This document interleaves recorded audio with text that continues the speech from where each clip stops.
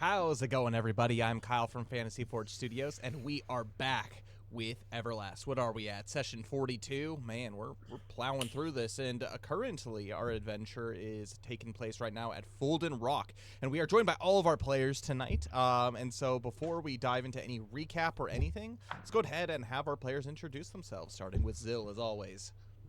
Before I introduce myself, two thoughts. A, Session 42, are we going to find out the answer to life, the universe, and everything? That's exactly the plan. And B, the Everlast opening music is a banger. I'm not gonna lie, I was listening to that too, like as the stream was starting, and I was just like, I missed this. This is good stuff. Well, all of you lovely viewers couldn't see it. The fellow players might have seen me like rocking out to the music. It was great. Anyway, back to the intros. I'm Max. I play Zill. The many named orphan from Helix. I should be ready for this. I should know that I'm going to read them, but I'm just stalling till I find them. There we go. The orphan of Helix, the owner of Waffle, or as we call him, Waffle House, blacksmith extraordinaire, future refinium prospector, and my personal favorite, the Teapot of Madness. The Sultan of SWAT, the King of Crash. Not quite that awesome yet, but he is a human from Helix. He grew up on the streets, aggressively defensive of the other orphans, grateful to a man named Clark to take him in and teach him the art of blacksmithing. So he's always had a dream to become the world's best blacksmith, but he received a mysterious power, and now can, use fancy words that do things that he doesn't even understand. And he got significantly thicker with like 7 C's at this point, and goes on adventures with the other hooligans that he met with his trusty pet mouse Waffle to save the world, and just out of just a desire to defend. I just picture like Zill walking down the street and people turning heads, and they're like, "That's a thick ass boy." I don't know if his thickness actually shows because it is magical. Magical thickness. Or whatever the proper term is. Like, he can take a hit. He's spiritually thick. I don't know. But anyways, that's Zill. He that's what he can do. Our next player is Luxalia. Hello, everybody. You might recognize me or not. And I play Luxalia of the Silverwood. And she keeps people alive with her holy prayers of righteous redemption and faith and piety and beauty. And basically everyone's like, dang, that girl is beautiful. And I'm like, what, me? And then yeah, and they're right. She's one foxy lady. She is one foxy lady. And yeah, she's from the Silverwood, which you may not have heard of because we haven't been there yet in story. But she's got a past there. But still don't also, know what it is. Yeah, no one knows what it is except me and the Fate Weaver. And but she was a shrine maiden somewhere near the Golden Sands, but further southwest of that. And I'm just hoping all this is correct still. Yep. All right. And yeah, of Amaterasu, who is a holy, not saint, but what are they called? I forget. Guardian. But she's devoted to Amaterasu. And Koto Matsukami, also known as Alamnia. And she likes light. So that's her shtick. And that's Luxalia. So that's Luxalia. I like it. Our next character is Yuki. Hi guys, I'm Forged, or Dane here at Fantasy Forge Studios. I play the character Mistletoe Yuki. She's a silver dragon from the far north reaches of Flamongolith, which is a silver dragon city up north, which is pretty cool. She is kind of like the mom of the group. She's kind of on her own little spiritual journey right now. She never really took it super seriously, but as of recently, she's kind of feeling a little pious after rolling real well, and hopefully getting a better relationship with Alamnia, who's the god of this world. And aside from that, she's a blade dancer, so she uses specifically broadswords in order to do a bunch of manic arts, and she does all kinds of manic arts. That's actually kind of cool because she's a physical DPS, but she uses a lot of elemental damage, which is pretty sweet. So yeah, that's Yuki. She's pretty sweet. Awesome. Just another Covering manic art. Whoa. Just like that. covering all of the bases. She's got some sweet dance moves. She can fly. She can fly. That's true. Yeah. Yeah. Dragons are nice. Silver dragon specifically. We could do a sea witch routine. It's true. Just in case. You guys are by the ocean, so sea witch is always it's always a potential. Sea witches be crazy, you know? Just Ursula. And our body language.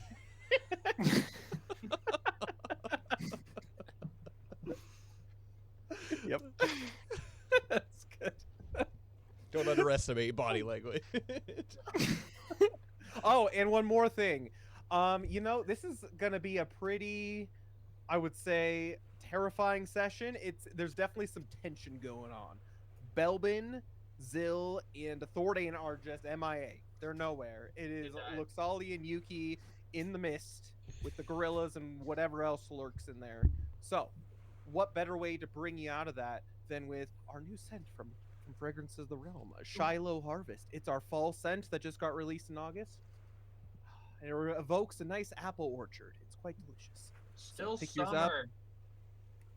But we released it for fall. Nah. Pumpkin spice has come out in stores. It has come out, and I've been drinking it. It's delicious. Gross.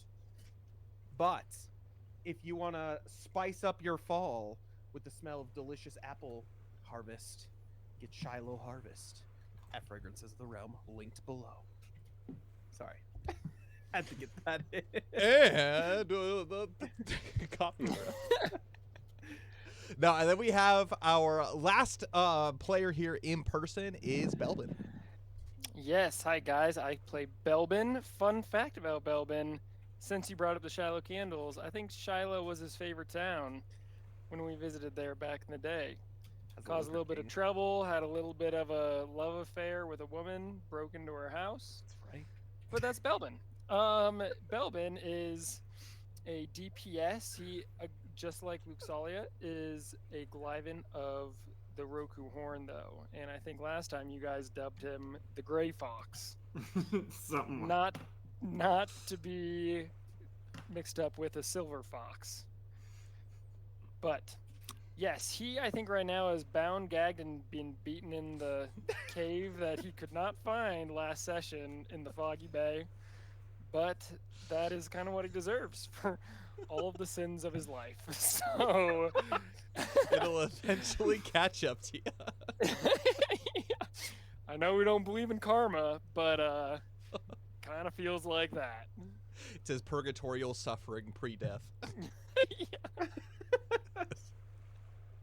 Oh, and then let's see. Is that I think that encompasses Belbin pretty good. I like the gray fox. It's he's a silver fox that has lost his sheen.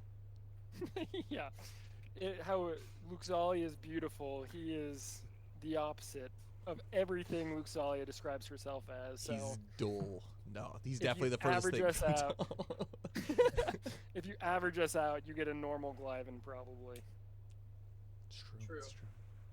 And one that can bowl 150. Exactly. I was gonna say we can't forget that he is a local celebrity at this Wait, point. are you saying Luxalia bowled a 0?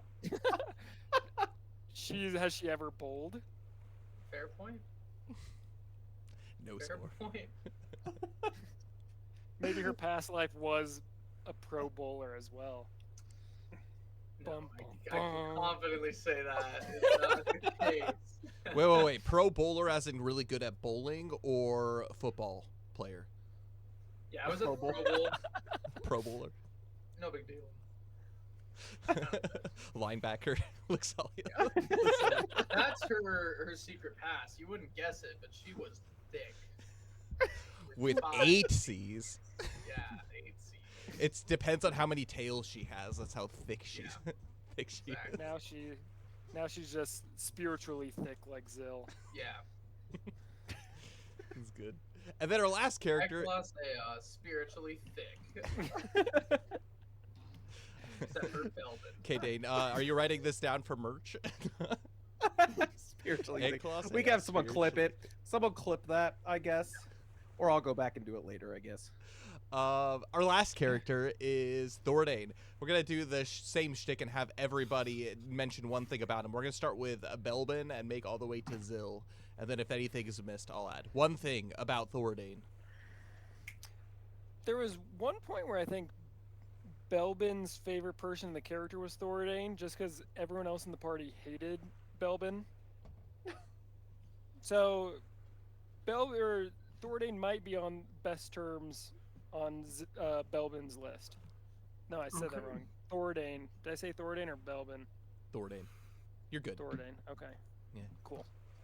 Nice. It's been a long day. It's all good. I get Yuki.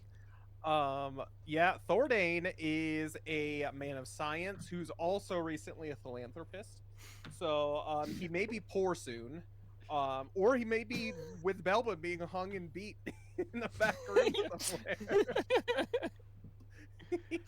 He apparently also really likes the construction of mighty walls and is very unapologetically obvious when looking for ways to break it. It may be for Thordane's fault is all I'm saying. But he's pretty cool. He's a giving man, or a giving elf. So it's good. It's true. Luxalia, what do you have to say about Thordane? He's a captain of the ship, undefeated wrestling champion with a cursed sword that he never uses, but often talks to him. And sometimes we think, is Thordane all there? I think Calvinesh does a pretty good job though of offering information about real estate. That's true. Lots And of has video freeness. Yeah, how free it is. Yeah, Especially because Thordane keeps giving away all of his money. that's true. That's all he can afford is free real estate. It's true. It's true. So, And That last, hits a little too close to home.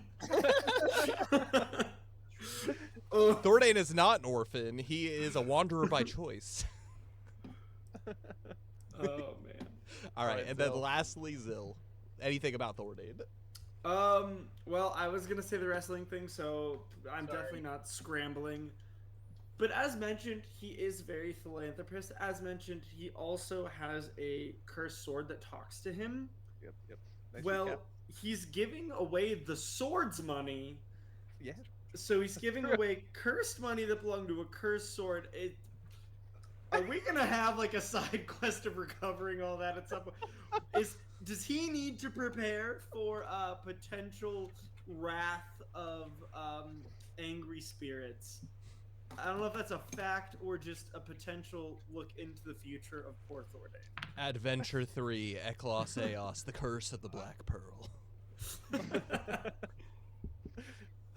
love it. Yes, So there's that. he is a support character, and so he uses his bow to attack from the back, and he also has a bit of healing here and there, some support stuff that he can do. He's pretty useful. He's kind of a Swiss Army knife when it comes to his role in the party. He's pretty good when it comes to his intellect as well. He's a smart man of science. Yeah, he's a good guy.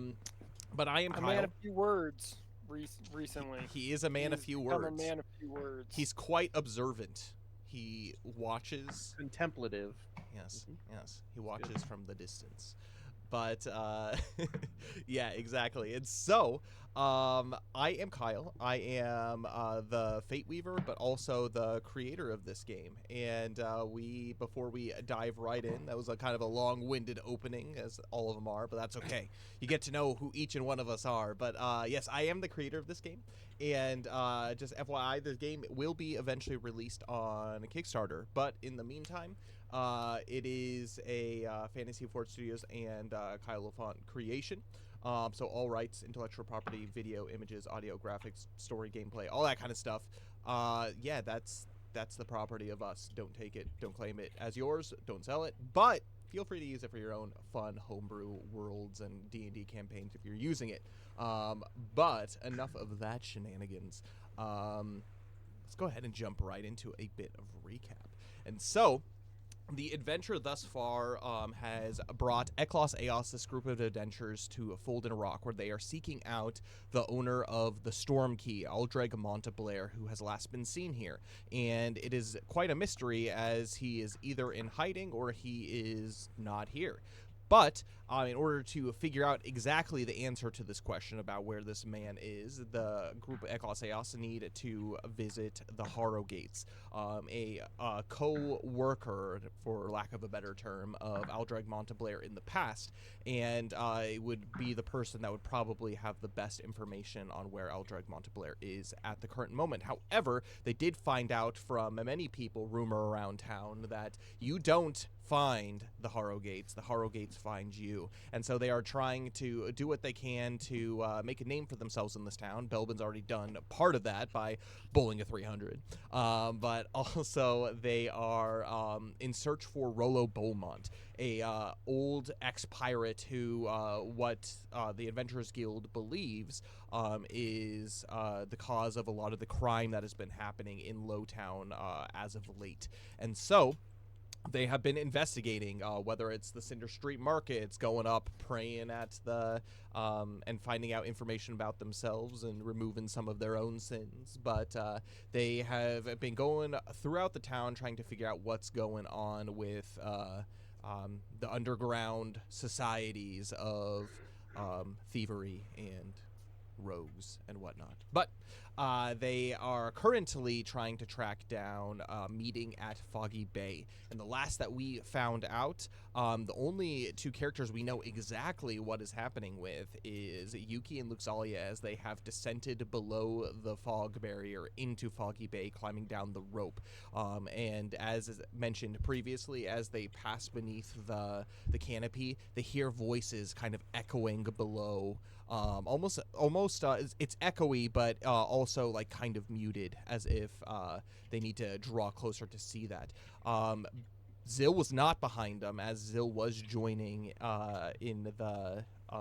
was joining the two of them for the meeting, but he is no longer there.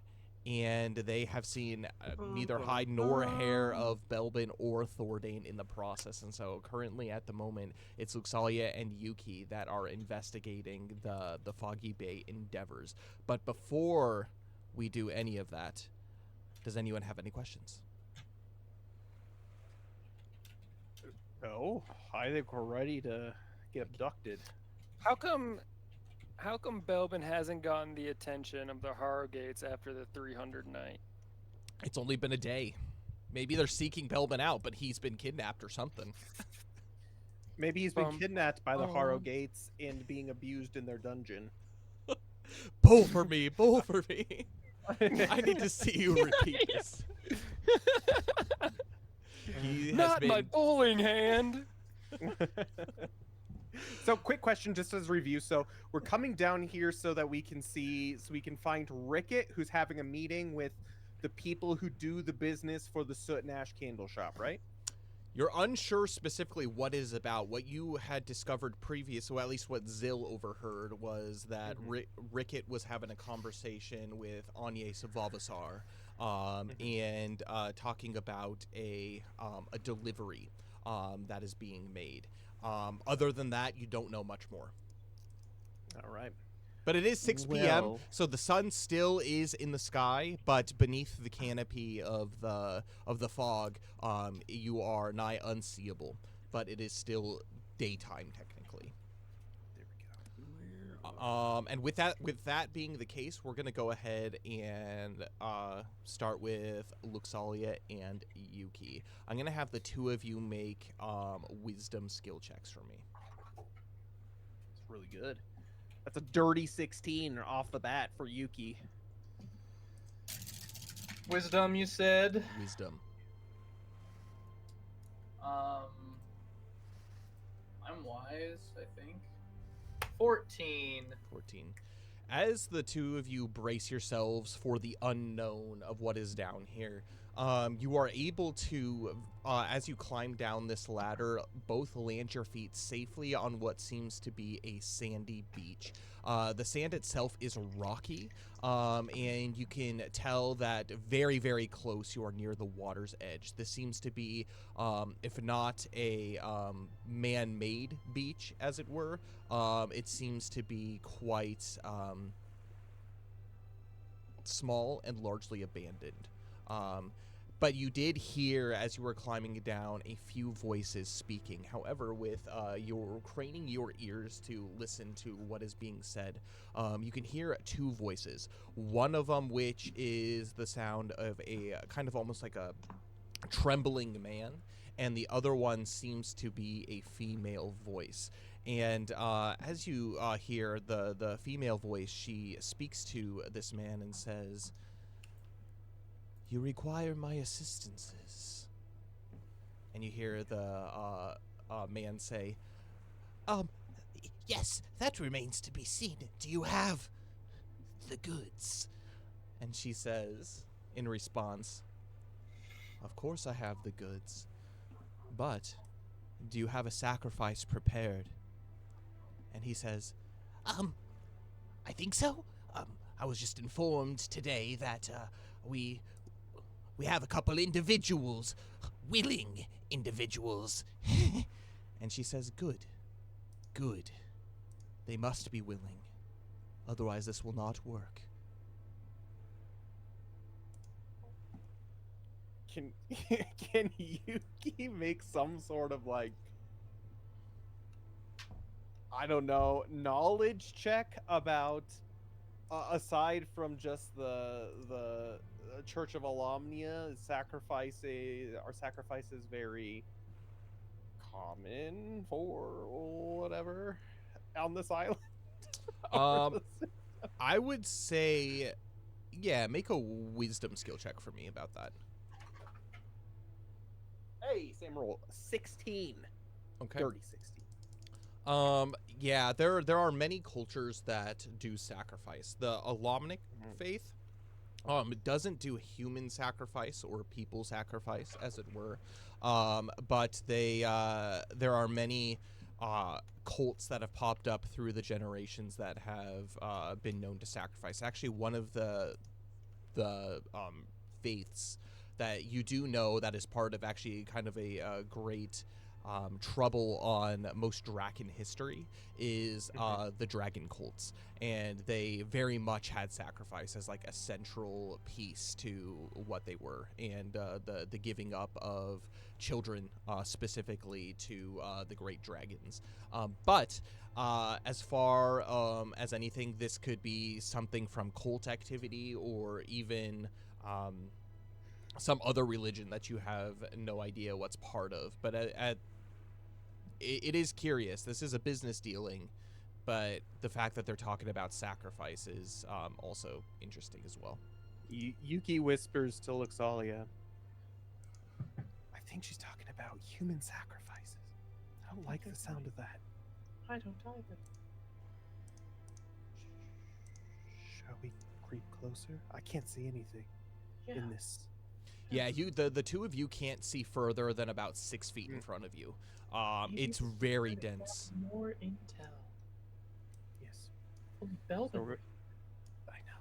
I don't know. Speaking of which, where are those two? And Zill, wasn't he right behind us? I thought so. Well, but I can't see much in this fog. Shall we listen a little bit more, or shall we try to get closer, or? Let's get a little closer and try to listen. Okay. Or No, more. With an Oh, M. more.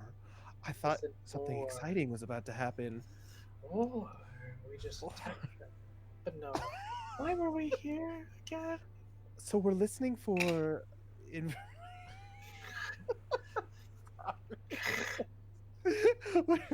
we're trying to gather information because Rickett was meeting with Right. someone for some sort of Dude, business dealing. did that sound like Rickett? We've Do I met. remember? We've heard Rickett. He was at the Anye's thing. Yeah. Is this Rickett's voice? Yeah, it is. Yeah, it is Rickett. Should we Did close? we ever? Should we? Did we ever have a plan of what we were gonna do at this shindig? Well, we were just going to try to gather as much information as possible. But I guess depending on the information we hear, we should Sounds plan like accordingly. there's willing individuals. That's concerning. Yes. Well, it sounds like cult activity to me. I don't know, but we should be careful and wary whatever we do. Indeed. Alamnia guide us. And we'll tiptoe through the daisies, get a little bit closer. I'm gonna have the two of you make stealth checks for me. Oh no! Please roll good. Yeah, baby. Yes. That's a natural 16. Rolling real good off the back. Plus 1, 17. 16, unnatural. Yuki begins to slightly hover off the ground with her wings. As you begin to kind of wage your way along the shoreline of this towards the voices. They're talking here and there, but at a certain point, probably about 30 seconds into the conversation, as you begin to creep closer, you can hear the sound of footsteps. They don't seem to be trying to keep themselves quiet, but they seem to be walking further away from you to your left. And as you continue to sneak your way closer, you actually find immediately, almost as if you run right into it, the whole of what looks to be a black ship. It's not as big as the Alamnia's Breath. Is that what it's called? Alamnia's Breath, your guys' ship. It seems to be much smaller. In fact, actually, the masts duck below the line of the... this is an inconspicuous ship. However, I'm going to have the two of you make knowledge skill checks as you examine the ship up close. Rolling good. I got to keep this up. That is 14. 3. Yuki's knowledgeable. Luxalia, as you look towards, your concerns are less about this boat that's in front and more about the individuals that are walking away. However, Yuki, as you examine the timber of this boat, you actually notice you've seen this before. This is a hole that's made out of a rare lumber. Definitely on the surface. This is a glow twig lumber. And you can see that within the grains, there's small kind of like blue bioluminescence that is very, very tiny. But if this were to be sailing at night, there would be almost like this like eerie blue glow to it as it was upon the waves. Luxalia, this is glow twig, I believe. Yes, this Can I is see- common can in the Yuki- subterran. Yeah, can Yuki see any like markings on the hull of the ship to like show what kind of like anything? It Like, does looks have, like, it any looks symbols? it looks of old construct, and on the front of the ship where basically like you have like the giant point that you use to ram other ships and stuff. Yeah. You can see, instead of like your typical like mermaid that would be like on there, you actually see what looks to be some kind of a basically like a serpent creature that is wound its way like around the front, and you can see that it has kind of like an opening like maw that is facing down down towards the ground at you as you look up, almost gargoyle-esque, open mouth facing down. And this is also made out of zirkwood, but it seems old. This seems like a really, really old ship. Luxalia, this definitely appears to be an old ship. Shall we investigate? But Should we lose the two that we're following? I don't like the feeling of this ship. And we already know what their plan is. They're gonna make an exchange of some sorts. Maybe we can get more clues on the ship while there's no one here. I se. suppose. Could be dangerous though. Could Especially be. with just the two of us. And as you talk, you can hear what sounds like sliding stone off in the distance. And the voices immediately begin to vanish, but you can still hear this stone sliding. Shall we make our way towards the stone, and if we can't find anything, should we come back and investigate a little bit? Yes. Okay. Well, let's do that then. We'll make our way towards where the sound of the stone is as quietly as possible. Make agility survival checks for me. Oh my god. Oh my Oh no. Okay, not terrible. It's survival, right? Mhm. Okay, 11. Agility. 14. You can hear that the sound of the stone is becoming to be softer and softer. However, the two of you realize that if you approach this stealthily, you are not going to be able to make it in time, and so you have a decision to make. You can make it if you run, but you are going to be out of stealth. As everything echoes down here, the sound of the rocky beach is going to bring attention to you.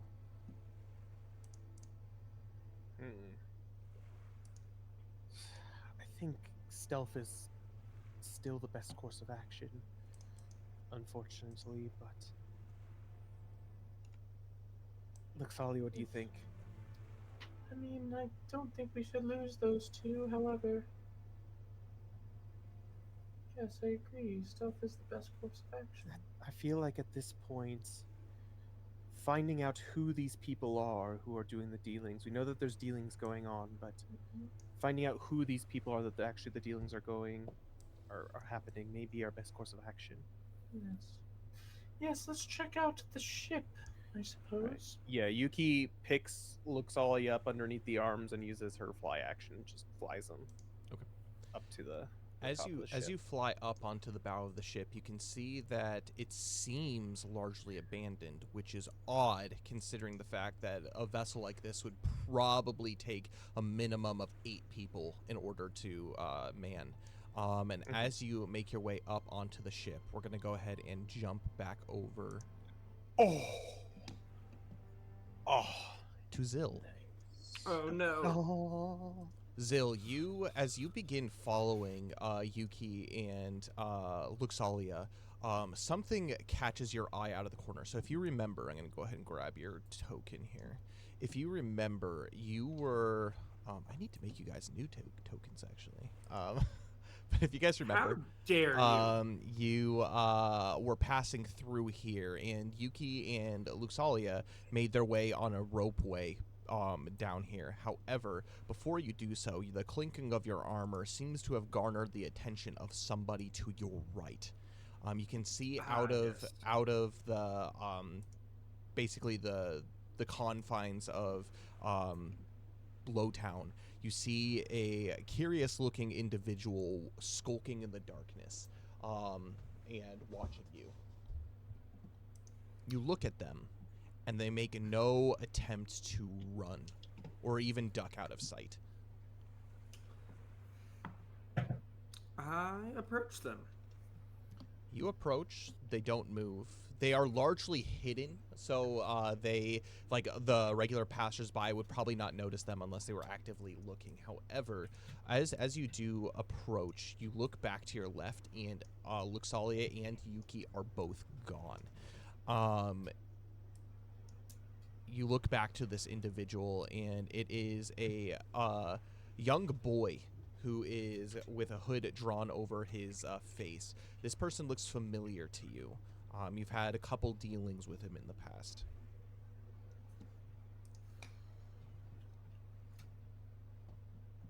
Was it the, orphan that I befriended in the alley? It is the orphan that you spoke with earlier.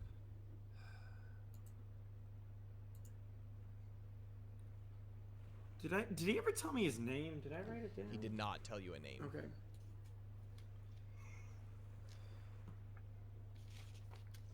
I just kind of look around, and is there anywhere more an inconspicuous like place to step off to the side? Yeah, if you made your way probably further deeper into the alley. However, I'm going to have you make a wisdom skill check for me. As you have come to know Rat's Way quite well. 10. Yeah, if you make your way a little bit further in, there's actually between these sets of buildings, there is a place that has that looks largely abandoned.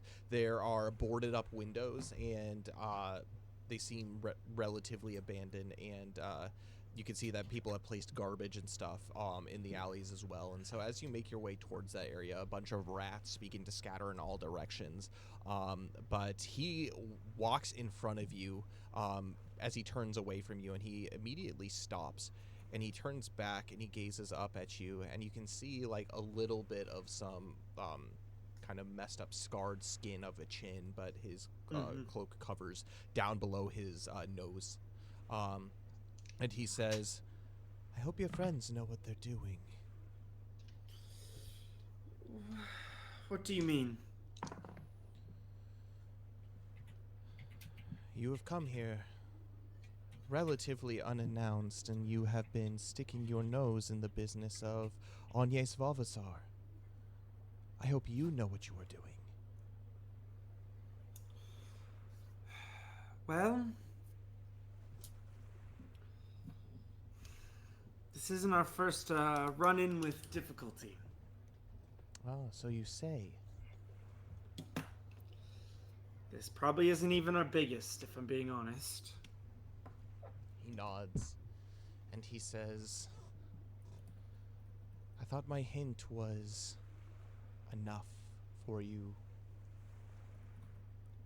Tell me, you've been snooping around Lowtown. I saw you go up into Hightown this morning. Yes, we had some business in Hightown. What do you want with Rollo Beaumont?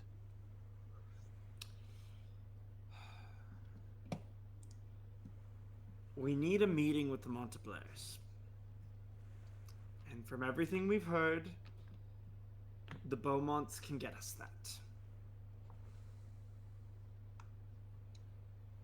The Monteblairs, they haven't been here for some time. They take residence on Skyspire Island. What brings you Yes. all the way up here to Folden Rock? Is this... How well does Zill know geography? Probably not too well. You've sailed like a good amount. You know that it's a long sail down southward, towards the Aishan Archipelago. Yeah, I'm trying to find the Everlast map. There we go. I got it. Oh, that works too. So you guys are currently right here. Okay, we're in Folden Rock. And where is Skyspire? Right down here. Why did we come up this way? Oh, because we were at Fashion Fae, that's why. Yep. Well, we came from Fashion Fae, and we came with information that the Monteblairs have a connection to Folden Rock, and well, Folden Rock's a lot closer to Fashion Fae than Skyspire, so we figured we'd start here. I see. You seem like you know your way around the streets, and I've been keeping an eye on what you and your party have been up to. I mentioned when we started, the streets were my home at 1.2. Or when I first met you. I'm going to warn you. The more you keep poking around, the more you and your party will come to the attention of Rollo Beaumont. And you do not want to be under his ire, his gaze. Unfortunately, I think we must. We need his help. At least we need his connections. Rollo Beaumont is an outlaw. He's an outcast. What can he offer you that you, a free person, already has? Oh, yes, now I'm remembering. If we get his attention... Sorry, I forgot why we wanted Beaumont. I'm remembering now. We're good. If we get his attention and bring him in, maybe that can get us the Monteblair's attention. Like I said, we've faced bigger trouble than this. Often, actually.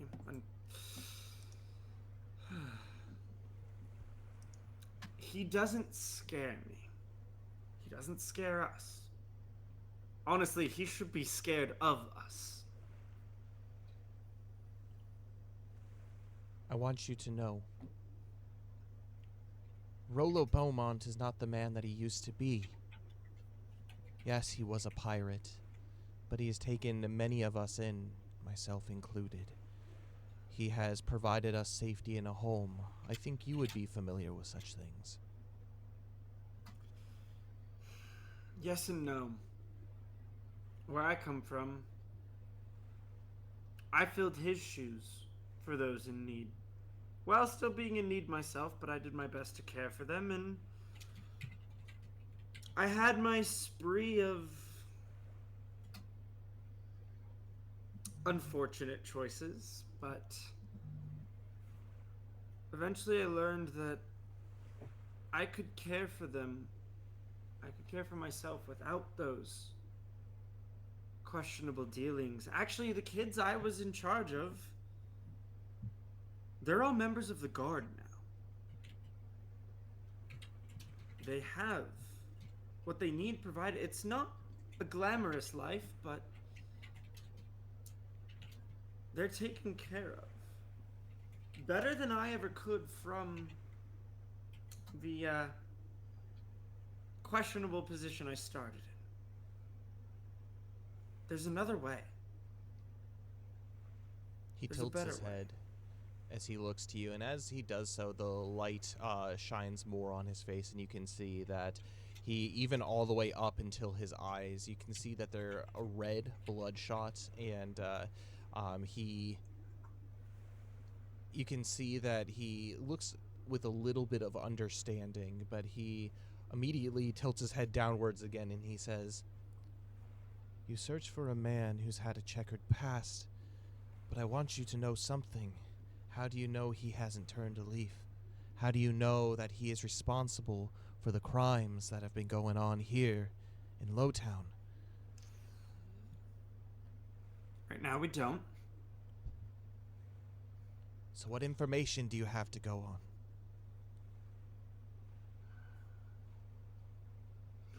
Just the whispers we've been hearing around town, the connections we've made so far. We've checked many places,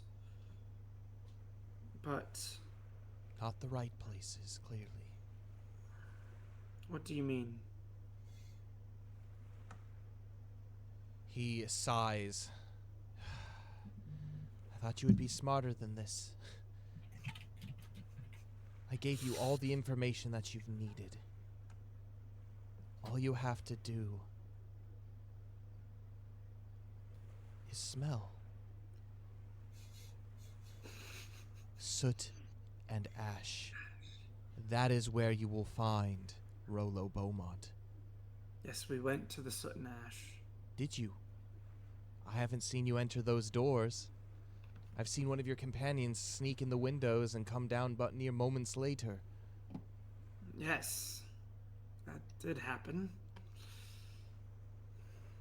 And Seems you have more investigation that you still need to do, but I will say this. Rollo Beaumont is like a father to me and to the many, many individuals, orphans, ex-cons, people of, well, let's just say outcast status. I We don't are- want anything to happen to him if I am to get you an appointment with him, or at least getting you access.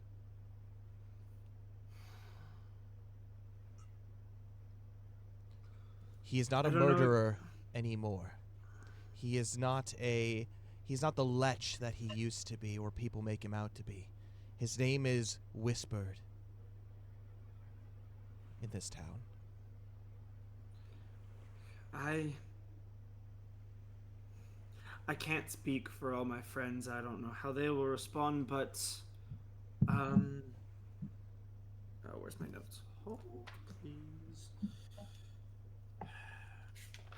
Are you familiar with oh gosh, how far back was this?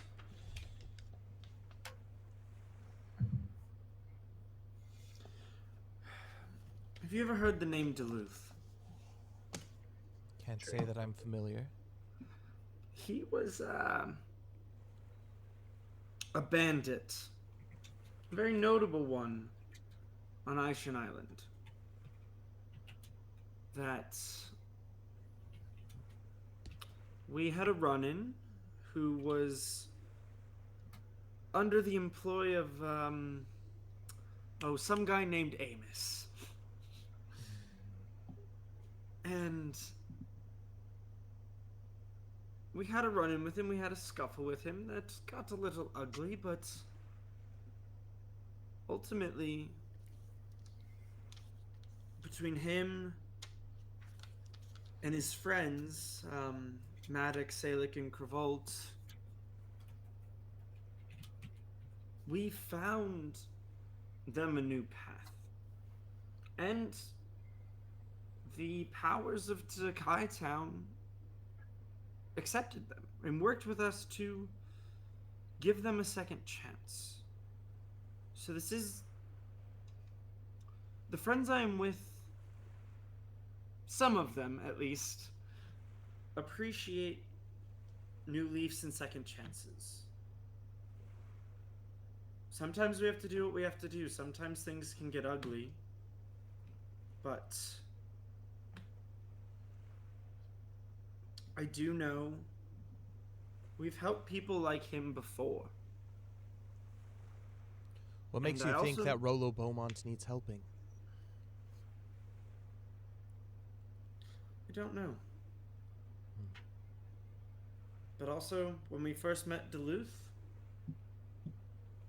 he didn't need helping. Until he did. And maybe he doesn't, maybe he does. But all I know, like, our path is going to cross with him one way or another. And another thing I know, our path will cross with the Monteblairs. And when that happens, I will try to do for you the same that I did for my friends in Helix. Find you a path back.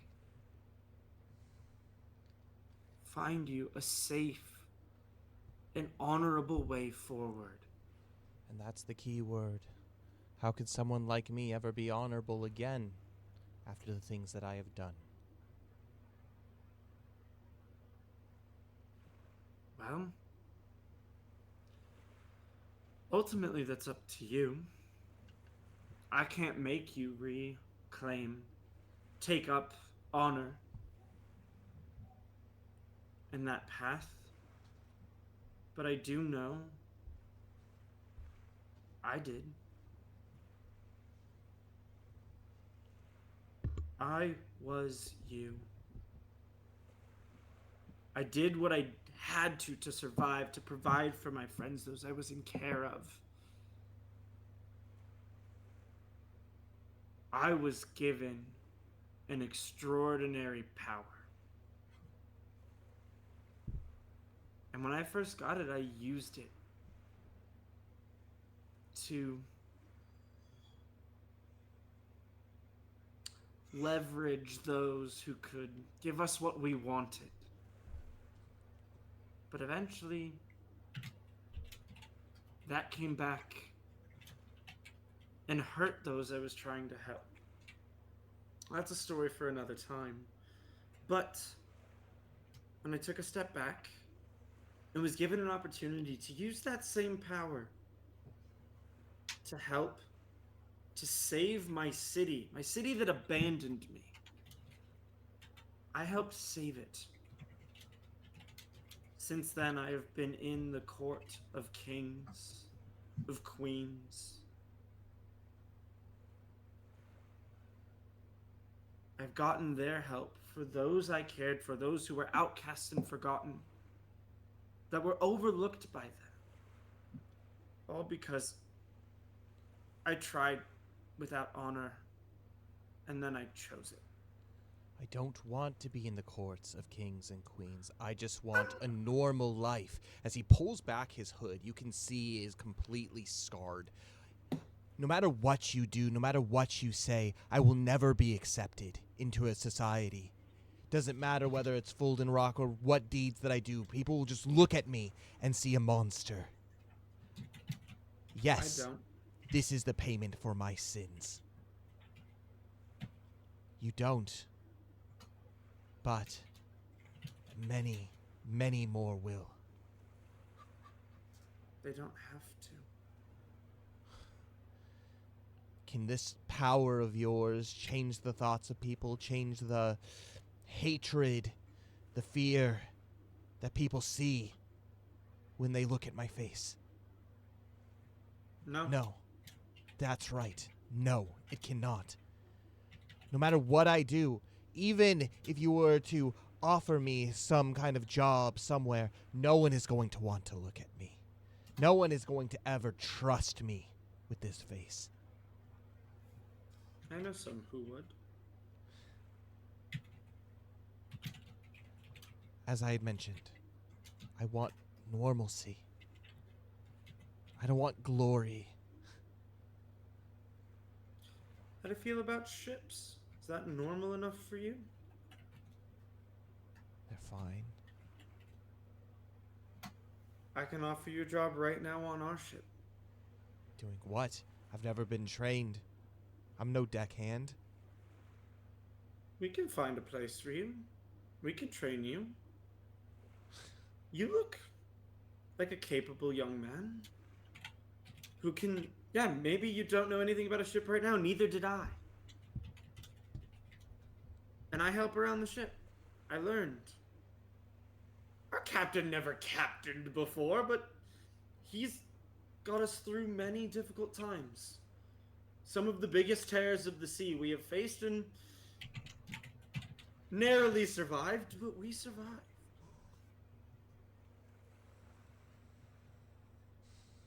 Make an influence skill check for me. I believe in you, Zil. 14. Pretty good. +6 is helping. He sighs and lets out a deep breath, and he says, I can get you a meeting with Rollo Beaumont. But remember these words. He's not easily accessible. The ashen clock strikes twice a day. Do you have a match?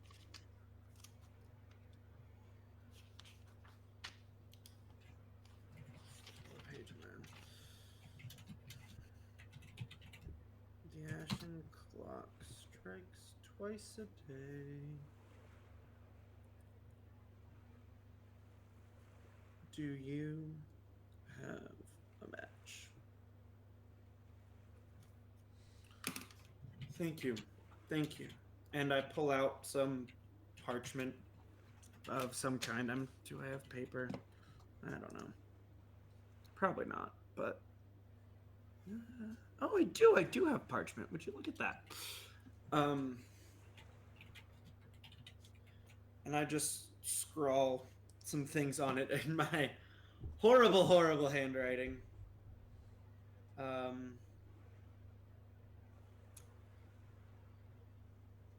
And I say,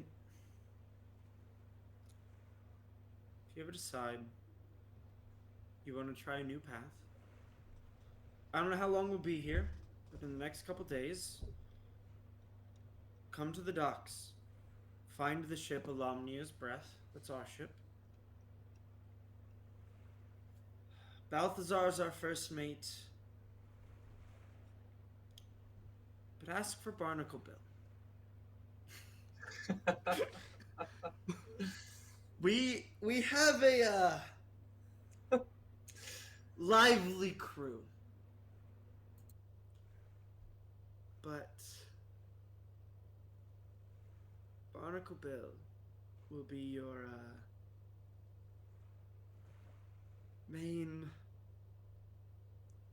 your first person to welcome you aboard. Not as a monster, but as a friend. Give him this note. I've signed it. I've written it to him with instructions to start your training. To ask you, after being shown everything, what most interests you. There's a lot of options. You are welcome here. You are welcome on our ship. I mean, if you are comfortable with Beaumont, I can't talk you out of that life. I'm not going to force you, but I can offer you another option. And we'll pay you an honest wage. Won't be lavish, it won't be glory, but we pay all of our crew. You will be taken care of. You'll get to sail the seas with us and see many beautiful and wonderful things and survive a lot of scary things. We have our share of both. And maybe partake in a wrestling match or two. We have some on-ship entertainment. You've given me a lot to think about. Please be careful. I appreciate your words, your wisdom, your help. And I'll make you one other promise. I can't promise the response of this, but I will remember you and your help when we make it to the Monteblares.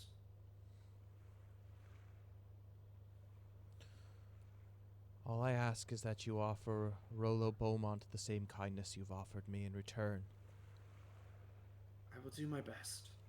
Like I said, I cannot speak for my companions, but I will do my best. I know at least one of them will help me with that. Maybe two. The third one is a little more iffy. But it might get ugly, but if we can settle it down, I will do my best to offer him the same kindness. And I will remember all of you when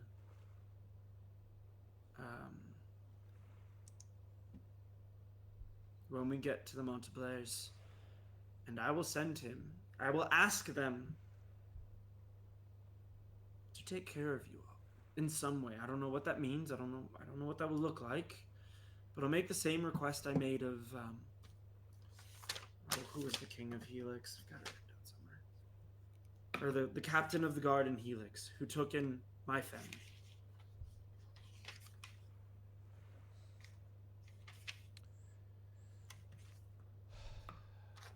Right.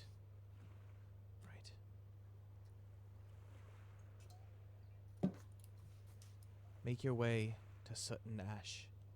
You did not hear this information from me. You need only to ask for a match to be let access in. Thank you. And with that,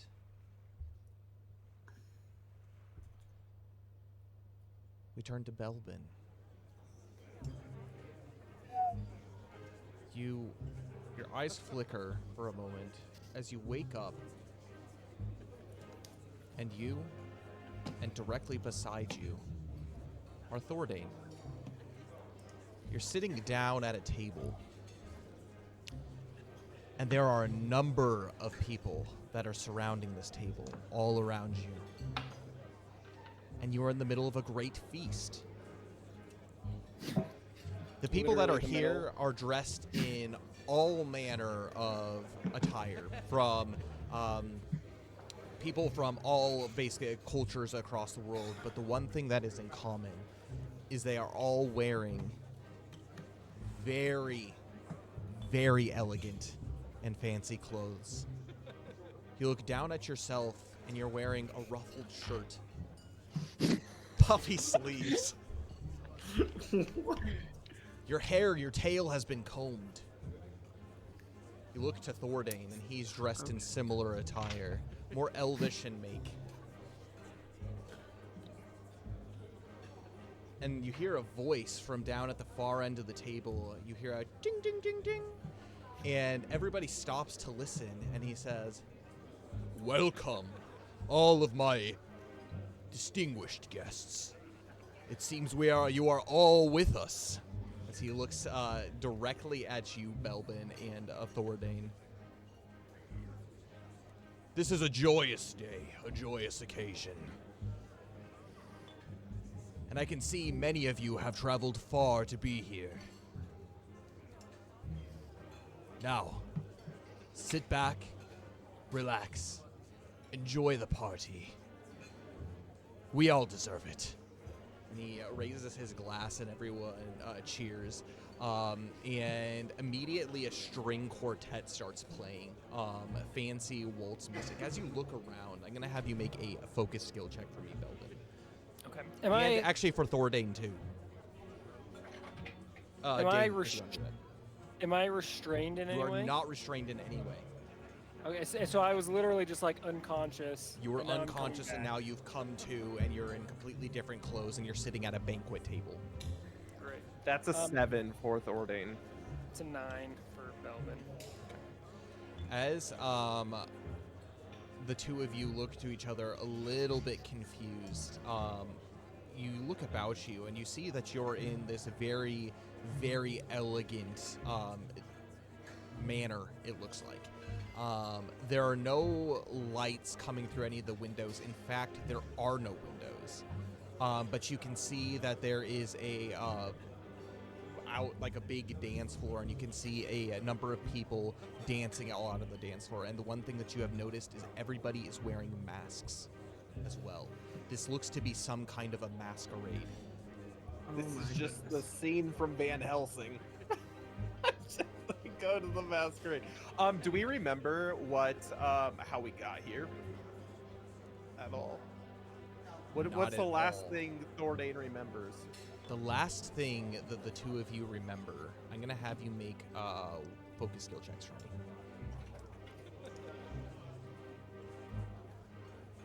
16, but not natural. Okay. That's a 15. It's quite clear to the two of you. You ended up meeting back up as you investigated the wall in Foggy Bay. And as you do so, you remember hearing a couple of the guards that were up in the tower here, essentially the Southern Watch, a lighthouse, asking what you are doing. And before you had a chance to do anything, the two of you felt a prick on your neck, and everything went black. Do we have a drink? Like when everyone's cheering, did we have a drink? Everything is laid out in front of you. However, you've noticed that both of you are also wearing masks. Okay. What is the drink in front of Belbin when he's toasting? It looks to be a really fine red wine. But you have not taken a sip from it yet, unless you do want to take a sip. Okay. The Harrogates! And he slings back. Are Belbin and Thordane at like seats of honor per se, or are they just kind of at the table? You're just seated at the table, basically like on the side of the long edge of the table. And you say that, the Harrogates, and you see a number of people. They immediately, all of them at once, begin to turn at you. They set their glasses down, and they stand up and they move away from the table, leaving just the two of you sitting there. Belbin, as you take a sip, I'm gonna have you make a fortitude survival check for me. Oh! Ah, Thordain's gonna dip his finger in it and scientifically try to deduce, like, Make a knowledge skill check for me. sniff it. it was a natural 1. You got your don't you have a reroll? I do not. My blessings not checked. Oh no. That would be a 17 for Thordain. Ooh. Belbin, you immediately begin to taste something almost bitter as you drink this. It tastes quite fruity on the front end, and then you taste bitter, almost kind of like the taste of like bile after like you've thrown up. Like that kind of like sits in the back of your throat. As you look at it, you're confused at what this is. And immediately you start to get a little bit woozy. All mind skill checks and fortitude survival checks for the next 3 hours are going to be made with despair for you. Thordain, you sniff it and you deduce and you see what it is. This is wine, but it has clearly been spiked with something. You are unsure what this is. You take a look at Belbin and you can see that his eyes kind of become glazed over to a degree. You push the cup away from you, and as you just rack your brain thinking about what this possibly could be, this seems to be some kind of tonic concoction that makes one not think clearly. And as you look at everybody else that's in the room, that looks to be the case. Everybody has drunk from this chalice. Do we have any of our gear on us, or are we just in ruffled clothes? Just in ruffled clothes. You have no idea where any of your stuff is. Thordain squeezes Belbin's, like, under the table, squeezes his knee, and says, "Don't drink any more of that. I think we're in trouble. It's getting hot in here. Well, keep your clothes on." Belvin, That's the Can worst thing he's Belvin- ever heard. It's getting hot in here, so keep on all your clothes. can Belvin like walk? Can he get up and walk? You can get up and walk around, but as you do so, Belvin, the room kind of spins and you're kind of wobbling to and fro. But everything seems normal. In fact, you're feeling like you fit right in. And as you begin talking to some of these people, and Thordain, you see him just kind of wander off onto the dance floor and talking. And from Belbin's perspective, he begins chatting with all of these people, and he is welcomed with open arms. But Thordain, as you look out onto the dance floor, it's just a bunch of people swerving around and just kind of almost like zombies walking to So and from. they're just all drugged out of their minds. Everybody's drugged. Is there anyone who seems to be kind of in charge of what's going on? Make a wisdom skill check for me. What am I talking to these people about? Do I get a feel for like who these people are, or is it? As you are speaking with the people, the general conversation seems to go exactly the way you want it to. Belbin, what do you want to talk to them about? Who these people are? Like, who are these distinguished guests that we don't fit in? There are a number of people that you have conversations with. There are actually a couple of Goliven from the town of Sukai. They are dressed in fine kimono, and their masks are that representing what look to be foxes as well. And so their eyes are primarily covered, and it's got this like southern art style to it. They tell you everything that you need to know. They traveled over here to Folden Rock as merchants, and they were invited to this party. And the whole reason why they're here at this party is because they made it big. They sold a bunch of the stuff that they had at the Cinder Street markets, but also in the markets up in Hightown as well. And it didn't take long before they were approached to be invited by this party for everything that they have sold. Another group that you talk to seems to be merchants. Everybody here is merchants from the Bash Steppe. You see a couple Horoxan that are from the Bash Steppe and the things that they have traded.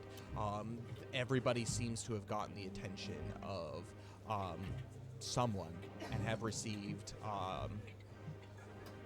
in large part, invitations to this party. Yeah, there are people from all swaths, and probably there's a total of about 60 people here, including both Thordane and you, Belbin. You can go to Yuki's 12.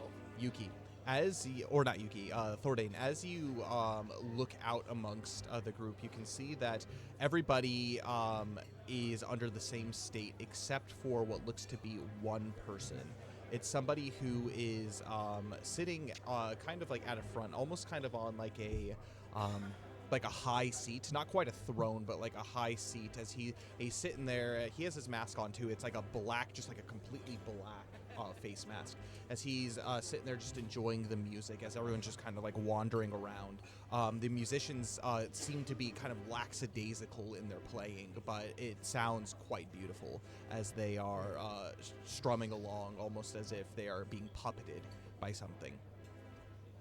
Thordane's seeing this and seeing how everyone's acting, feigns a sip. So he grabs it and acts like he's taking a sip. All right. Doesn't. And Make trying an to be influence skill check for me. Oh Got this, Thordane. My captain. Is he influential? I don't You know. drink the rum of ages. You got this. He's not though. He's not influential. It's okay. It's a 10. 10. It's not terrible. You do, and you take a sip, and you feel it touch your lips. And as you place it down, you take a napkin, and you wipe off the residue that's on your lips, and you begin as best as possible Yeah. to be like the people that are out and about. But So- as you walk around, you make your way over to Belbin, and all you hear is as he's just like kind of like moaning to people, and everyone's just moaning to each other. Belbin doesn't like the mask or the clothes. He wants to try to get out, like rip them off. But does he? I don't know if is he in a state where Is this he like can Majora's Mask? Make a Just like... mind survival check for me. at disadvantage? Yeah. Ooh. Mind survival 6. You reach up to unfurl the scarf, the ascot, the frilly ascot that you've got, and you begin to start doing it. And then all of the sudden, you look at the fireplace, and you see that there's a fire going in it, and you get distracted immediately as you kind of just wander over and look into the fire.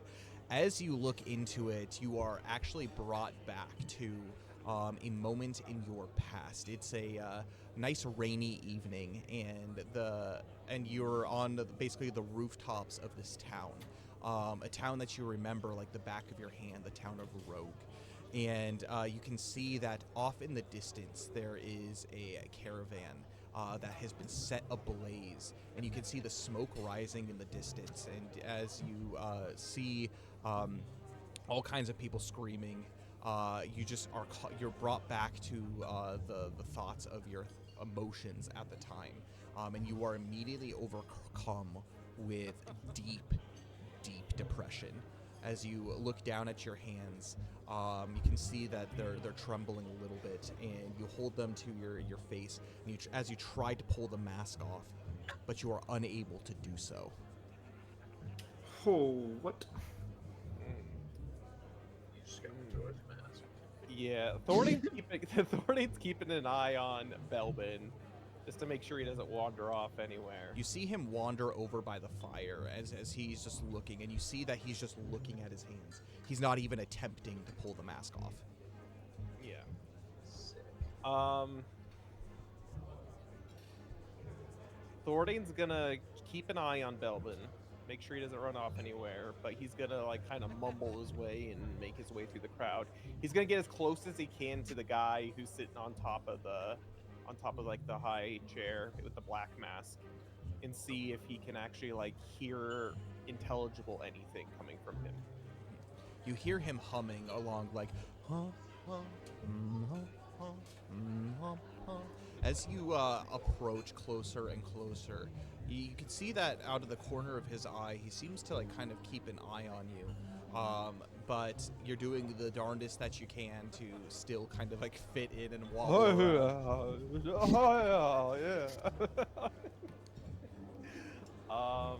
You hear him say clearly, "Are you enjoying the party, sir?" Thorny turns around and says,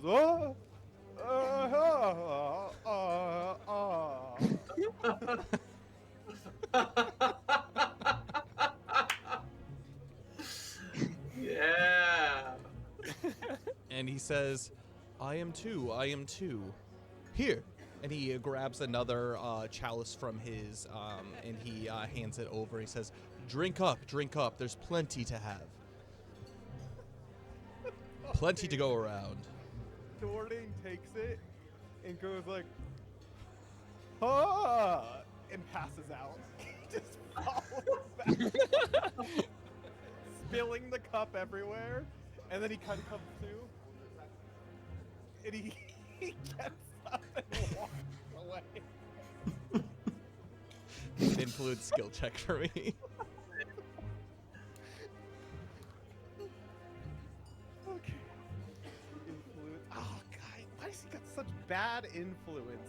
That's a 9.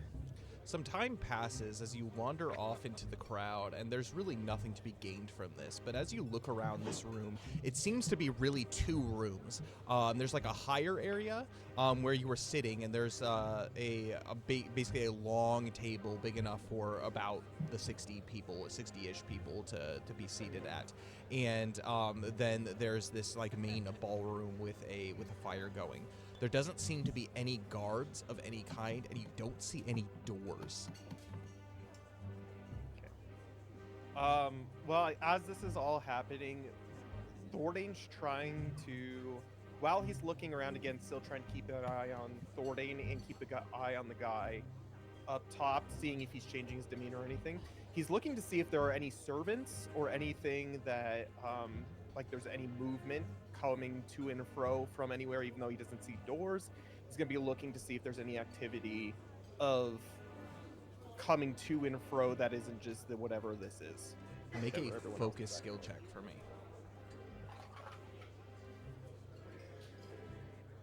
13. Every now and then, you can see and you notice a new person. But as quickly as they seem to be there, they seem to be leaving, and they carry silver trays. And they walk over to the corner of the room, the one where, like, up higher where there's a table. And they seem to be coming almost as if they're phasing through the wall, carrying something. Yeah. Are they spectral looking? Or are they They just look normal. people? They just like look like normal people, perhaps servants. But they're dressed in like the same like attire that the people that are there are dressed at. They aren't as wobbly. These people seem to be relatively within their like mind's control. Yeah. Thordain is going to make his way over to Belvin, and as best as he can, he's going to try to communicate with him. So he's going to like head on over there and say, "Belvin, get a hold of yourself. We need to get out of here." Belvin is pretty depressed. So he's just going to make his way back to the table and sit down at the table. As you do, immediately one of these servants, one of these waiters come to you, and they begin offering you a number of food, from fresh grapes to what looks to be like juicy, like fresh cut chicken. And they begin to serve and place stuff onto your plate. Are you going to partake? What's in front of me? What's in front of me? Essentially, Like so a plate and yeah, so like a plate, there's like a soup bowl and a salad plate, and then there's all kinds of like utensils. Basically, like the fancy setup where it starts from like the outside and goes in for like every course. At the moment, as you sit, it looks like your like main course is being served to you, and so it looks to be you're past the hors d'oeuvres and whatnot, and you're already like part of the way into the meal. This meal has not really just started. okay. Belbin's not there to eat, and it makes me mad that people keep trying to serve me. So I'm gonna just pick up my plate and try to hit one of the waiters with them. Okay. As you do so, you pick it up, and I'm going to have you make a mind survival check for me. Come on, At disadvantage. Oh my gosh. This just get one decent roll. it was a natural 16 and a 13, but with mine that puts the 17. 17. You begin to flash back into your moments up on the streets of Rogue, and then you're able to shake it off for a moment as you come to, you see this plate in your hand, and you remember for a split second, why am I here? And you look to see this person waiting on you, and you take the plate and shatter it on the person's head, and they fall and they clutch at their head, and they're like, what are you doing? What are you doing? And immediately everybody stops what they're doing. The music stops, and the man at the far end, he stands up and he says, why are you disrupting our meal? Come. As he bids you to come forward. No. I still in a moment of clarity. For now. Belbin's not going. Basically you stay in a stare off as he looks to you and he says, come, enjoy drink. As he offers, as he begins to walk forward slowly, he has a pitcher in one hand and a cup in another as he's slowly pouring it as he's making his way towards you. As he walks across the dance floor, all of the people kind of zombie-like part. In your mind, Belbin, you still see these people as if they are in their completely like right mind and they're parting for you, and they all look aghast and shocked at what you are doing. And you're kind of in this moment where it's like you're partially like in the reality of like your control of your faculties, but you're still seeing everything as if you're under the effects of whatever this poison is. I mean, Belbin, is he on the other side? Like, Yeah, he's so down there's a table that's between in between you and us. him. Yes. Okay, so Belbin will stand up and climb on the table. Okay. And basically just be like kicking off the stuff, but slowly like going toward him as well, if that makes sense. So food's on the floor, plates are on the floor, serving dishes are on the floor, cups and... Can Thordane see if there are any like knives on the floor or sharp, pointy utensils of sorts? There are a plethora of these things. Steak knives, salad knives, forks, little pitchforks that you use to grab little like pickles and stuff. Yeah, as the dude passes, Thordane's going to try to be as sneaky as possible and grab, if he can, a few of the sharpest, most pointy things. Make a stealth check. This can be with hope.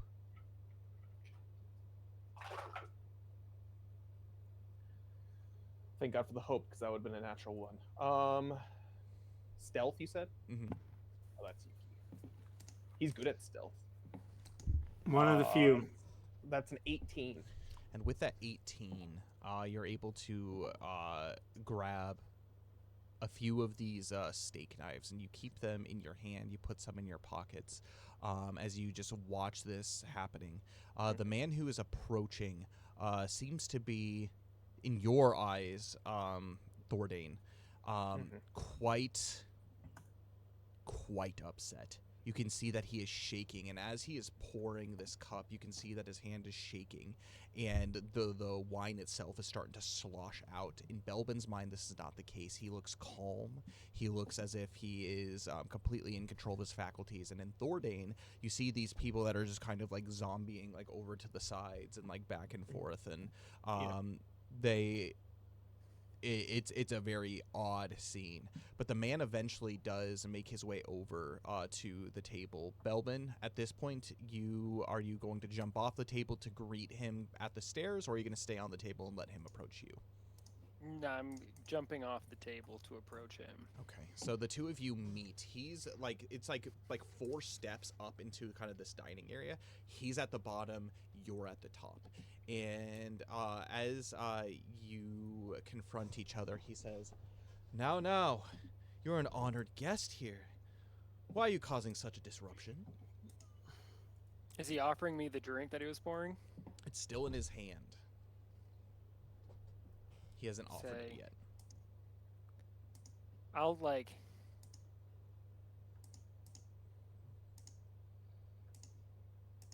Let me roll for this, hold on. Freaking. Oh.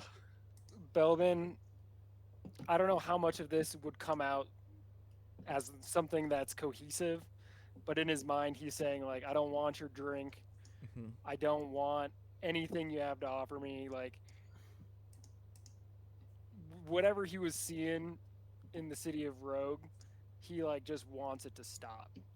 And so he like would attempt to bat out the like cup that's in the guy's hand. Make a survival check for me at despair. While this is happening, Thordane is going to sneak up behind him in attempt to, with what he has going on, create a stun trap with his stick trap.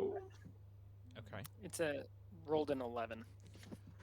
With that 11, you're able to just gain your faculties enough to take the cup and then you whack it out of his hands. You mumble, but from Thordane's perspective, you're grumbling. You whack the cup out of his hand. What are you saying in this moment as you are whacking this cup? Like, just, I don't want anything. You know, like, I don't want this. Get me out of here. I don't want these clothes. Maybe he'll try to rip the clothes off. And you begin again. to start to, like, rip some of the buttons that come off and your chest is shown as you're trying to get this. And he says, now, those are some fine silks, as he attempts to help you put it back on. You're kind of in control, but you're still kind of shaky in the things that you are doing. And in your view, Belbin, this guy seems to completely overpower you, almost as if there's some kind of magical essence to him.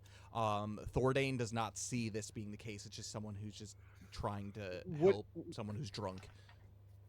Would it make more sense if it would be a snare trap? I don't know how he would create a stun trap. So I would say like a stun trap or a snare trap. A snare trap would be kind of difficult because it's grabbing someone and putting them upside down. So I don't know if you would be able to do that. I could say that you've got some sort of manic ability to justify doing something kind of like stunny, a stun trap. Okay. Well, Thordane's gonna set it while this is all going on, and he's gonna wait until he sees anything either strange and or unusual, and if he attempts to manhandle Belbin in any way, Thordane's just going to be standing at the ready. So let me know if he does attempts to. Yeah, from your perspective, he's still relatively calm. He seems fuming, but he seems pretty calm as he's trying to dress. But in Belbin's mind, he is being assaulted as he's just getting the clothes forced back onto him. And he says, now, in Belbin's perspective, and actually Thordane can hear this too. Now, don't lose your cool. We are here to celebrate. Celebrate. That's right. Celebrate. How poignant are like these flashbacks that I'm having? They're pretty They're very, very clear, almost as if you were like snapping back and forth between two places. Okay. You're drenched in sweat, almost as if the rain is soaking you from your. It's like you're losing your mind. Okay. Belvin then will try to do a leg sweep on him. All right. As you do so, you can see Thordane. He ducks down and attempts a leg sweep, and it looks like it's slow at first. However, Belbin, as you tap into your manic ability, just boom, and he just sweeps his legs out from under him, and he collapses on the floor, and he hits his head. And you can see that he's like, ugh, as he's just like groaning on the floor. Belbin, I'm gonna have you roll whatever damage the leg sweep does. Alrighty. Dang. Sick, he can still attack. So, By the way, he landed into my trap if that's the case, because it's set right behind him. Okay. is this guy one size larger than Belbin? Nah, he's the same size. Okay. Shucks. He is still prone, but He's prone and stunned too. So Roll 1d4 turns. I gotta roll that. 2d4. Okay. He is having 15 points of impact damage Oh my god! and three of darkness. And that's 3 turns of stun, by the way. okay. As you fall, as he falls backwards, you can see that he cracks his head against the floor, and his body. He tries to move. He's like, "Why can't I move? Why can't?"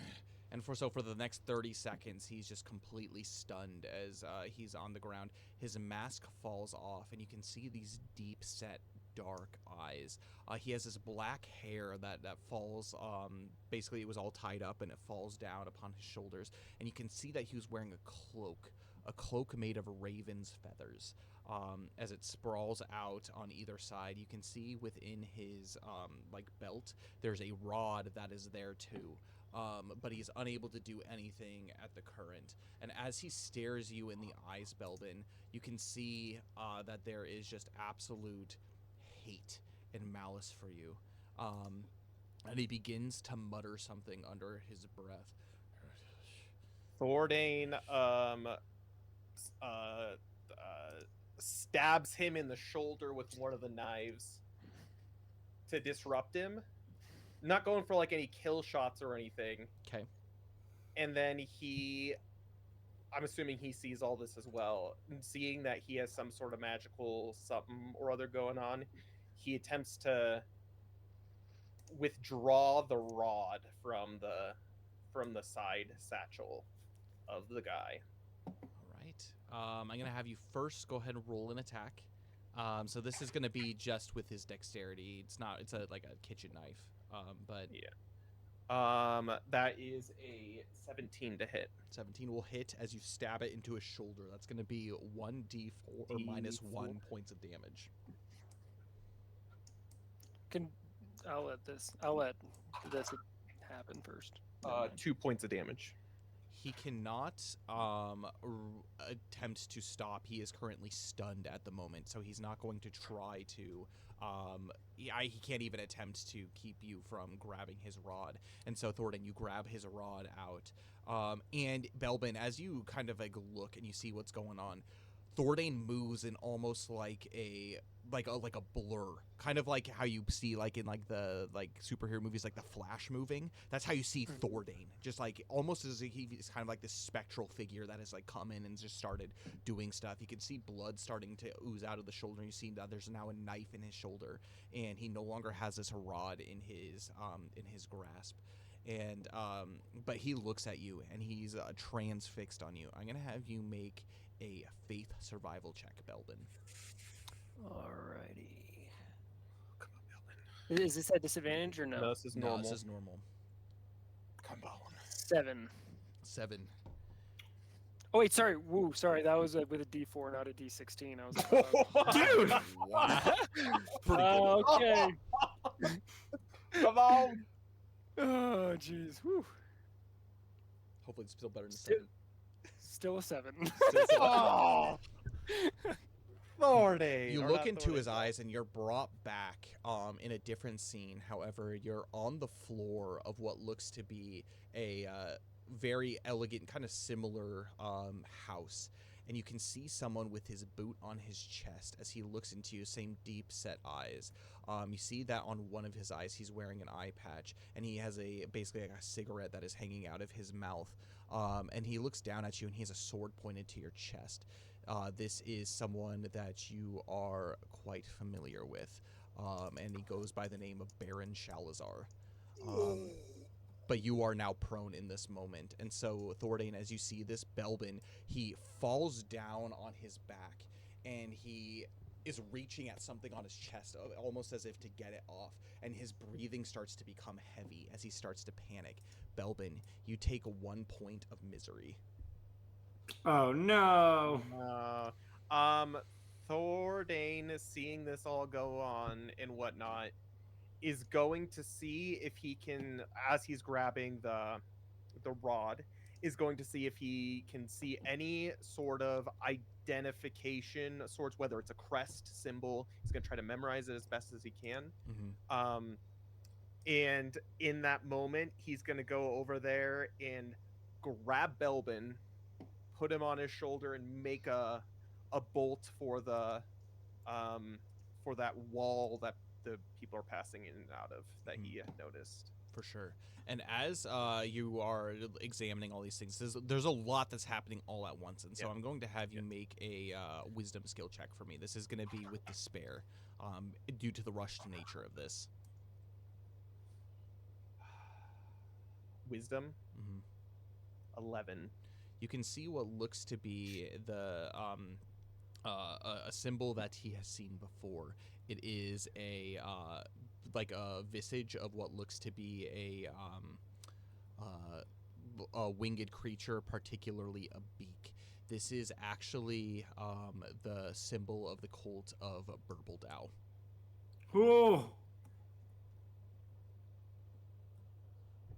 Makes sense with the raven Okay.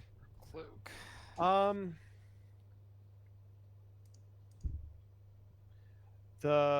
I can't remember. Do we get any, since we defeated Burbledao, like actually fully defeated him? Do we get anything? Do we get any like special anything for that would work towards demons of Burbledao or whatnot? Not necessarily that you can think of at the moment, but Thordane, you do recognize this as Burbledao. Yeah. And immediately as you look up and try to pick Belbin up, Belbin, at this moment, you see yourself being dragged by the hands of Baron, and you can see right at your feet, so you're basically being dragged on your back backwards. Baron has his hand on your chest. You can see Nelgs in the background, and he seems to be sharpening a knife as he follows you, and you hear a laugh as you're just being dragged into a dark room. At this moment, Thordane, you're dragging Belbin outside through this threshold. You immediately begin to feel kind of this cold air as you're dragged out, and immediately you're within the streets of what looks to be Hightown. Okay. What? Belbin is trying to get free.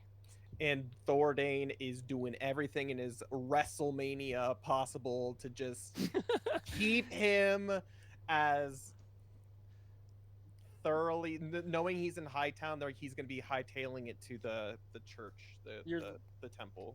Belbin, make a strength or a physical skill check, and it's going to be contested with a dexterity skill check from Thordane. Oh, don't roll good, Belbin.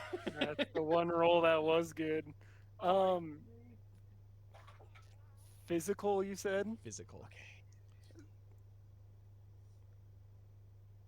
Plus my dexterity. I don't know. If That's you're a winning this 19. one. Yeah, I rolled a 21. Oh, Belbin, you're able to rip. You're out on the streets, and as Thordain, you look around for a brief moment. You take your eyes off of Belbin as you look around to get your bearings. Generally, where you are is right over here. There are you're in basically this courtyard, this stone courtyard, and there is a building to your left. And almost as if you had passed through, there's just a solid wall that is there now. And you can see that it's like the side alley, like it's like a courtyard, but like you're kind of off on the side, like by the opening into this alley. And you look around, and you haven't been here before, but you generally can kind of get your bearings about what's going on, as you can see down the main thoroughfare, the main street of Hightown. It is dark now. It is well into the night, probably around midnight at this point. Okay. Isn't there a rule about being out on the streets of Hightown? There Crossing, you can't cross in and out. Or is there a rule about being?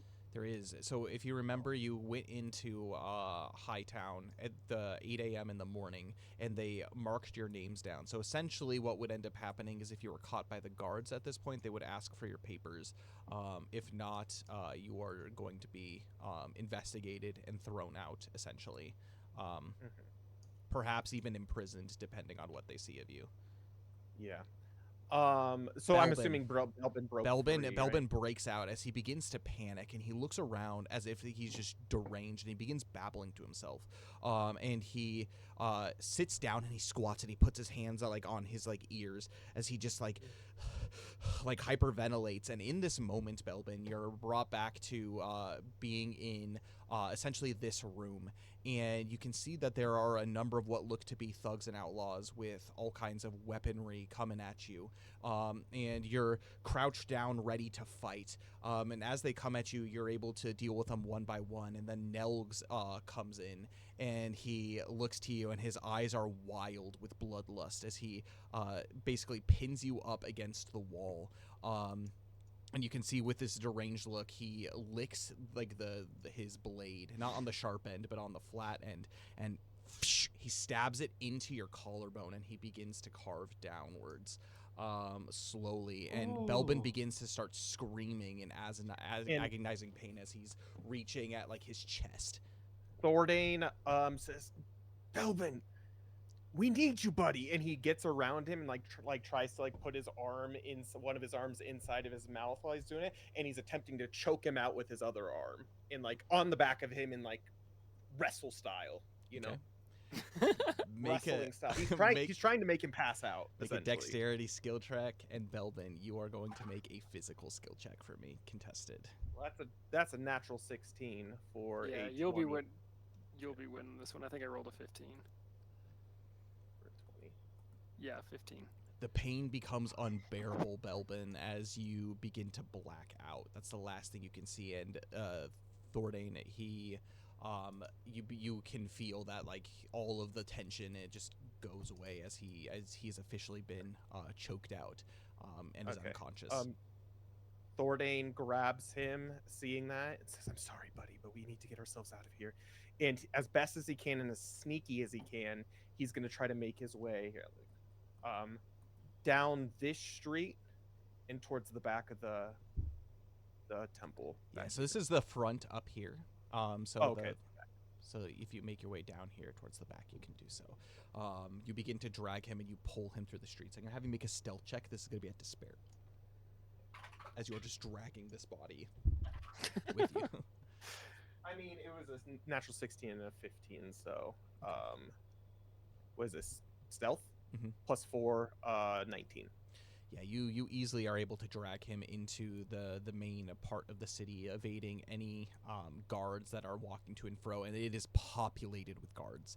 And you drag him down to the back of the temple, and you prop him up. And he begins to rap on the back of the door, saying, "Help! Help! We need help!" Make an influence skill check for me. 11. You do so. And almost immediately it begins to rain. A stormy rain. And you can hear the rain begin to pelt against the side of the temple. And you hear calls off in the distance. Where are they? Where are they? Where are they? And almost as if you're being pursued by the pits of hell, as it were. You knock, and not immediately, after a little bit of time, there's a little creak that opens at the window. You see a flame flicker on in the back, and you see looking over is the very familiar face of the high priest. He seems to be dressed in basically like a nightgown, as it were. And in a High Priest Godfrey. Thordain's like, High Priest Godfrey, we're in trouble. The cult of Burbledow's after us. And see him dragging Belbin's body behind him. He looks to you and he says, "Is your companion okay?" And he's like, "Bring him around to the front." As he there's no doors in the back of this area, and so you drag him around, and he opens the door and he lets you in. As soon as you cross in, the door is closed, and he takes this giant, basically timber, and he puts it in front of the door to lock it. And he says, "Okay, relax. Tell me." He's been poisoned. And then Thordain goes into the story of how they were investigating after the service the day before, to try to find a midnight meeting of the dubious ongoings of Lowtown, and talking about Agnes, and that there was going to be a meeting at 6 o'clock. And so as they were doing that, they felt a prick, and the next thing they know, and then he'll recall the entirety of the events that just happened, and he'll say, "Belbin, he drank what was ever in that cup. I saw immediately that he was not himself. Kind of feigning myself and testing it. It was, I don't know what it was laced with, but it was laced with something, and he just wasn't himself. It took the both of us in an act of alumniate for us to even get out of there. Especially, I'm not a strong man myself. The fact that we're even out of here alive is," and then he's just kind of going to go into a little bit of a panic attack, very uncharacteristic of Thordain on everything. He's like, "Where are the others? Where's Yuki? Where's Luxalia? Where's Syl?" The High Priest Godfrey, he says, okay, and as he props the Belbin up against the wall, he begins to feel like that Belbin is in a cold sweat, and he has a fever, a very, very high fever. And during this whole time, he says, "Last I saw them, they were at the sacrifice. We were expecting you, or they were expecting you, but the two of you didn't show. Now I can understand why. Now, just calm down. And this was after you had told him everything. Yeah. You said that there was a cult. You said a Burbledow. Your companion Zill told me earlier that you had defeated this archdemon. Tell me, what did they want with you?" That is correct. What they want from us specifically, I do not know. But it seemed like everyone there, except for one man, wearing a cloak of feathers, black feathers. And then he comes to him, and he pulls it out. He had this on him. I was afraid he was going to do something to Belbin or the rest of them in here. Whatever this godforsaken item is, I don't want anything to do with it. It was more so just to get it out of his hands. And he kind of drops it on the floor. And as you stare upon it, it is a rod. It is a Damascus rod, and it seems to have some kind of manic energy that is almost like a drawing like energy into it. Not actively like performing like any spells or anything, but this seems quite like manic in nature. Godfrey, he says, okay, and he takes what looks to be this kind of like leather like pouch, and he basically puts it over and he ties it to keep it so it's like out of vision or anything, and he picks it up and he says okay, and he goes over and he puts it in a chest and he closes it and he says 1 second, and he goes to the back room and he grabs what is an antidote and he gives it to Belbin. And after some time, Belbin, you come to and you're in the very familiar chapel, almost as if you have been transported forward in time many long years, and you are brought back into the present. You see Thordane and Godfrey. You don't have any of your stuff with you, and he looks to you with worry and he says, "Are you okay? Are you okay, my son?" We're not wearing our clothes anymore. No, you're wearing the clothes that you were wearing inside, but you Okay. don't have any of your stuff. Oh, okay. Where am I? Belbin, it's a long story, but you need to think before you just drink random substances. It was almost the death of us both. Thordane kind of getting back to a little bit of his normal self. You need to think. Were we kidnapped? It appears so. And Thordane will recall the tale as he had perceived it, including during the time when Belbin was just kind of walking around and mumbling to people, and from Thordane's eyes, what he saw and what he recalled to Belbin. If he'll Well, reveal. Bill would be like, they were all merchants. They were all merchants who had started in Lowtown, made it to Hightown, come from afar, and they all got an invitation to go there. Thordane's like, this is curious.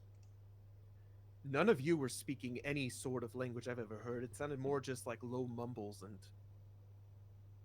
but there was a moment there when that man, he was fuming. He was shaking, and he was right in front of you like you had disrupted his big party or anything like that, and you just kicked him out of nowhere. It was the old Belbin that I'd seen, but then you just gone right back into it. Luckily, we had a little bit of time, but I thought we were goners, both of us there. No, I mean, that's not what I saw. He was calm and people were parting for him, and it was what you're saying. I remember kicking him, Yeah. but he was cool, calm, and collected. He was offering me drinks, trying to. He's trying to poison you again, I feel.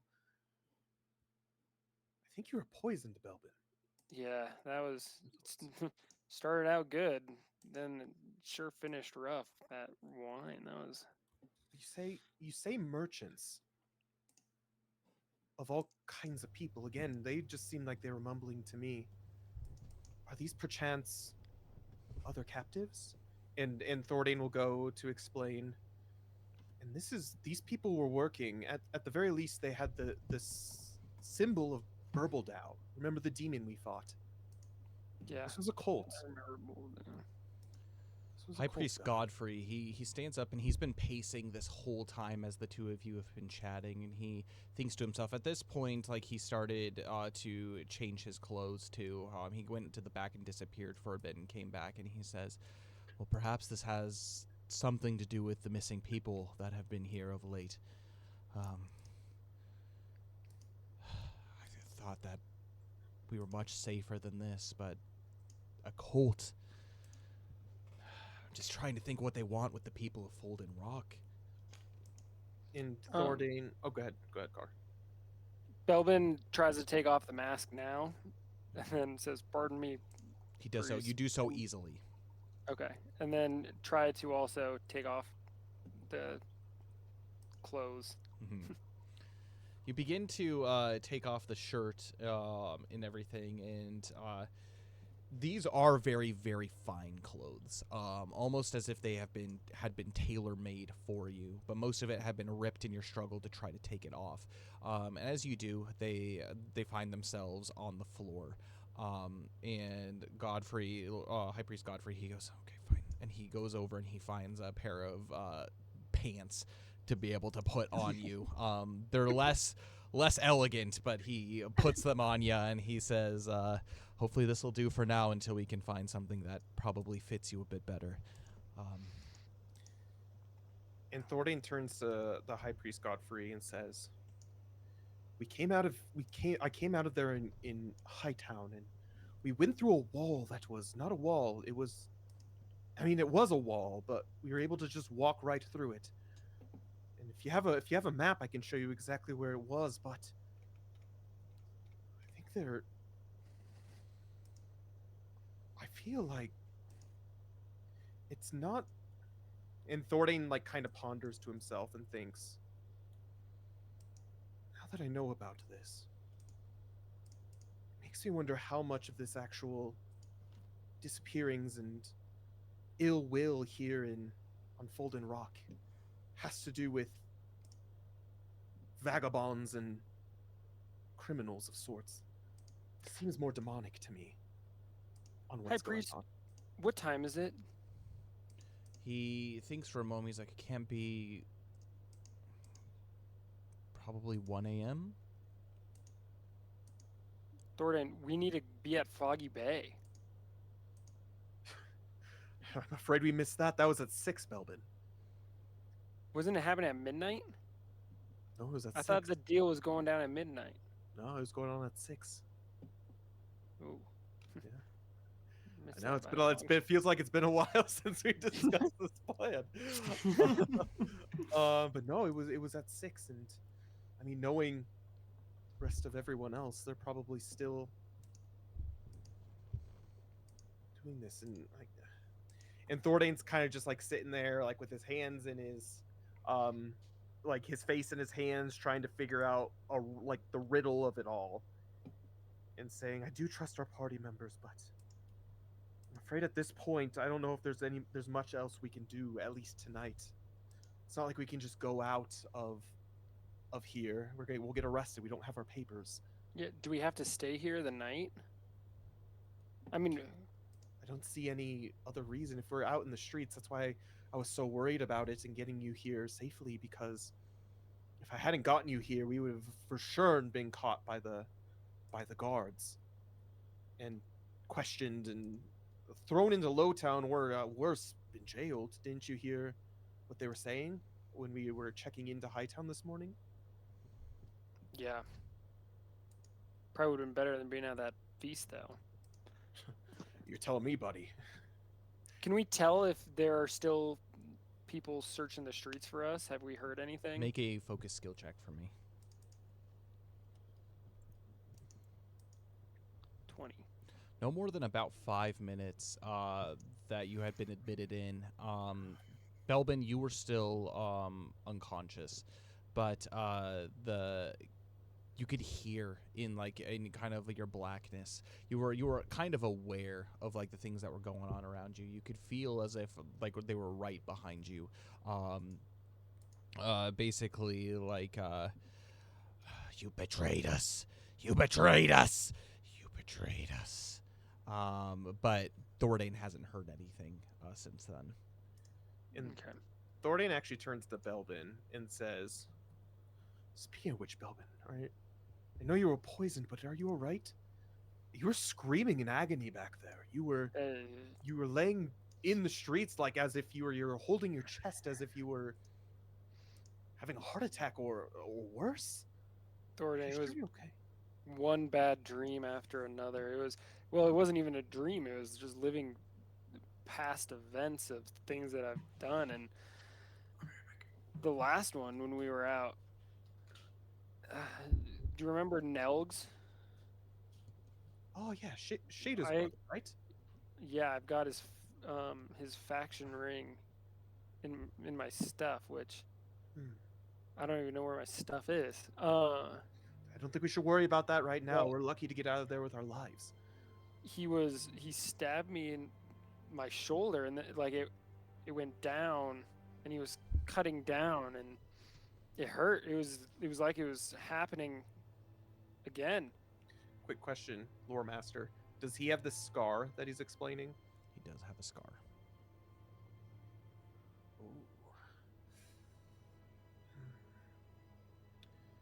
don't claim to know about your past story since you haven't opened up that much to us, but if you don't want me to press further, I won't. However, it seems like he's pretty traumatic. High Priest Sure Godfrey, don't- he steps in and he says, listen, we have many, doesn't matter who you are, adventurer or common folk. There are demons that live inside of all of us, but Belbin, he looks deep into your eyes, Belbin, and it's quite uncomfortable. He looks deep into your eyes and he says, but I can see that there's a deeper hurt than most. Do you want to talk about it? Is now the time? Thordan kind of looks at him and like, well, we're not going anywhere tonight. I mean, if we're not planning to do anything tonight, I can. But is that our plan, Thoradane? Are we not? We're staying here till the morning. I mean, luckily, I didn't see the rest of our party at that party, so as far as I can figure, they're all safe for now. But I don't know how we could get out of Hightown without incurring a more bad reputation, I should say. I think we still need to keep up the persona that we're here to help. We don't want to label ourselves as outlaws, people breaking the law here. Speaking of which, where is Princess Mila during all this? Is she still at the cathedral? You have no idea. All right. Okay. Do we know how long it's been? Do we know if it's the same day or if it's 5 days? It's been 5 days or anything like that? Based off of what High Priest Godfrey said, that he saw the rest of the party at the sacrifice, so it would be the night of that day. Okay. Putting 2 and 2 together. Yeah. Okay. Yeah, High Priest, if you want to talk, we can talk. This is a little bit of a dramatic thing that we're going through, but As long as you're willing, he looks to Thordan and he says, if you could leave us be for but a moment. And he points over to the side and he says, there's a little spiral staircase that leads up to an upper level. There's a few guest rooms up there if you want to go try to catch up on some rest. Well, luckily, as an elf, I don't need to rest all that much. However, do you have any literature? I mean, I've obviously heard of Alomnia, and I know that he's the creator of this world. However, after all that I've experienced tonight, maybe I feel like I need to learn a little bit more. Of course. At the very And least, it would comfort me. he leads you over to a door, basically like his vesting area, and inside there's an entire wall of books. And he says, feel free to take a look at anything. If there's anything that you're looking for specifically, just let me know. Thordane's gonna grab quickly a Guardian Historia, because he hasn't actually like sat down and read it, but he's also gonna grab anything having to do with demonology or of sorts, like dealings with demons and in ways in which Alomnia has conquered such things. Okay. If he can get any clues or hints from those. We'll get back to Thordane on that.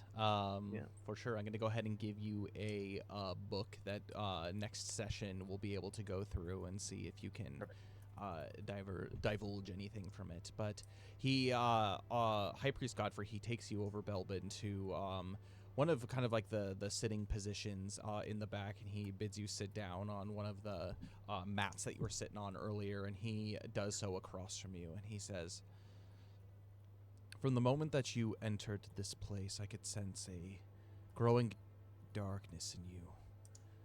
I can't quite put it into words, but I can see that you, more than most, have suffered a lot.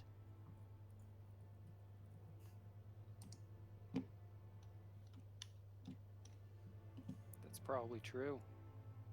I've seen a lot of things. I've been a lot of places. I have done a lot of bad things. high priest. That is unfortunate to hear. And I am sorry that you've had to experience all of these things, whether I know exactly what they are or not. Perhaps it's not my business, but Alamnia knows. Tell me, these visions that you had, these blackouts, do they mean anything deeper to you? You said that they were past events. The scar that you had mentioned seems to be a reminder of that, perhaps. The first one was, I don't exactly know why it was sticking out in my memory, but yeah, I mean, both of them are very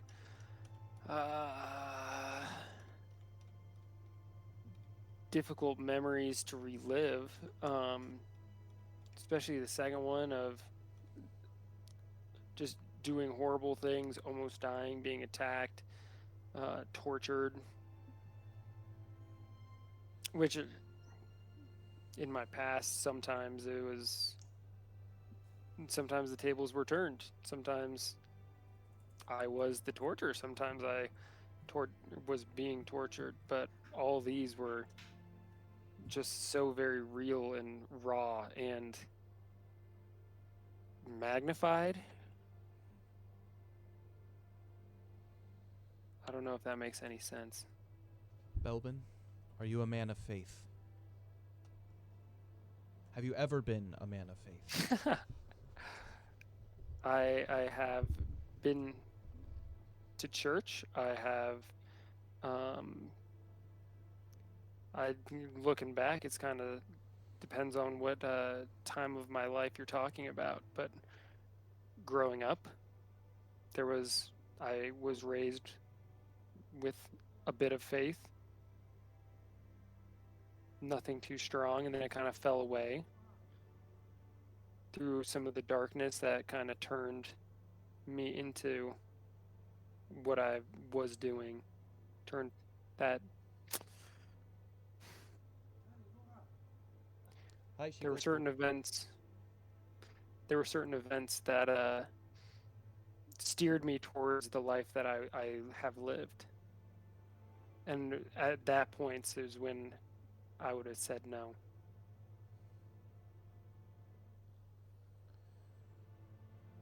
Belbin, what is the desire of your heart now? What keeps you going? What gives you purpose?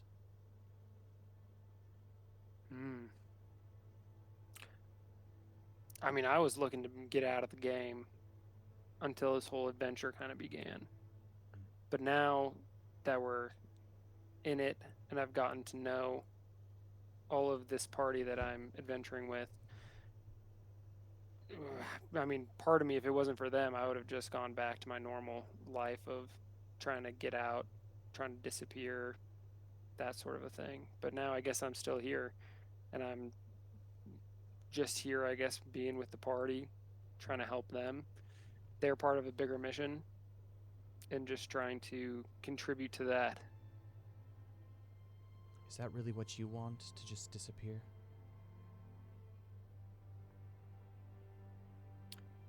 That was until I met these guys. Well, until I was acquainted with these guys, and since then we've been traveling for a long time, and I've become fond of them, which is rare. I don't know exactly the ins and outs of what your past entails, but from a little bit of what you've told me, I can understand a bit. It's not easy in the line of work that you have gone through. To learn to trust. It's so much easier to just rely on yourself, rely on your own power, your own strengths. But there does come a certain time where that strength does run out, where your strength alone is not enough. Why I asked if you were a man of faith, It's not only a question of purpose, but it is a question of that strength. It is of my understanding and of my belief that you and your companions are, let's just say you have been tasked with something. Something that is beyond the strength of most of the most seasoned fighters throughout all of Everlast. You may be broken. While we all are to certain degrees, you may be falling into darkness and shadow, and of course that is your choice to make in the end, but clearly our king, Alumnia, he has set you on a path with your companions, to have that choice to do something about it. Do you want to continuously live the tortures of your past? Or do you want to use those experiences to help you grow? To perhaps help someone who's been in a similar situation find peace? Do you want to find peace? Yeah, I desire peace. I think all of us do in these darkening days. There's a heaviness that weighs on your heart. There's a shadow that I can see within your eyes. And I can tell it's affected you for some time. Almost as if you're losing your way. And he stares kind of off, slowly, down from your eyes, but just kind of reflecting on something. And he says, "May I pray over you?"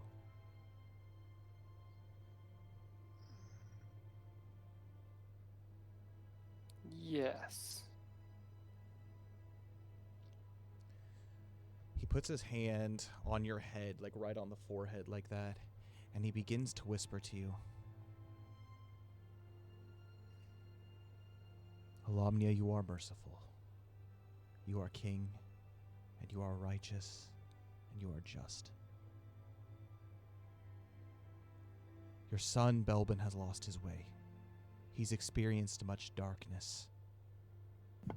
He's done many, many bad things in his life.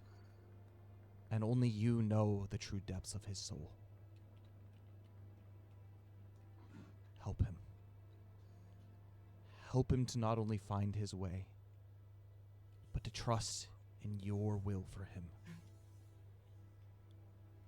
Alumnia, King of our hearts, Lord of Landisfrain, be there for him in his darkness. Lift him into the light.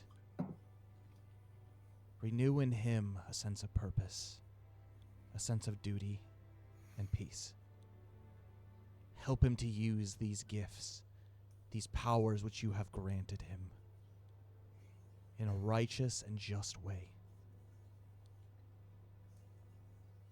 Don't let him succumb to the power, but to wield it for goodness, for the defense of all. He is a willing servant. He has come here and he has spoken of his own accord. There is something in his heart that is calling out to you. Help that desire to expand within him. Give him the ability to dwell in the light and leave the darkness behind. In your plan, in your will, we give you thanks for the life and the gift that Belbin has been. Forgive him of all of his sins and iniquities, and help him to walk the path to Landisfrain, so that at his end, not only will he help to bring light to the world, but he will find eternal peace in your throne room, in your kingdom. And with that, he takes his hand off of you, and he thinks for a moment, and he says, It's not going to be any easier for you here. But Alomnia does provide strength. You need only to call upon it. The more that you push him away, the more that you choose the evil things of this world, Belbin, the further you will fall. Alomnia is merciful, infinitely so. And he is not going to force you to love him. If it so does happen at the end of all things, at the end of your life, in your last breaths, if you have turned away from him so, he will be merciful. And he knows what you need, whether that is eternal paradise in Landisfrain with him, or nothing. The choice is yours, Belbin. Yes, shadow does influence us from all over. The void especially so touches you and your mission and your journey. But ultimately, you choose your salvation. He is always there for you. No matter how far you have fallen from grace, no matter how darkened your heart has become, as long as there's a bit, just a piece of you that is reaching out for him, he can take that and he can magnify it.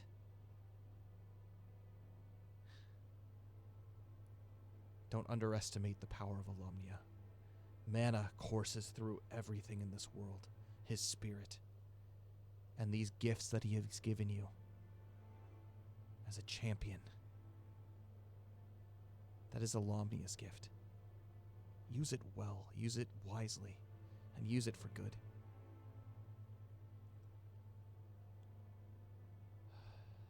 I know, it's heavy. The burdens that you must bear must weigh you down. I can't even imagine. But you are not alone in this fight.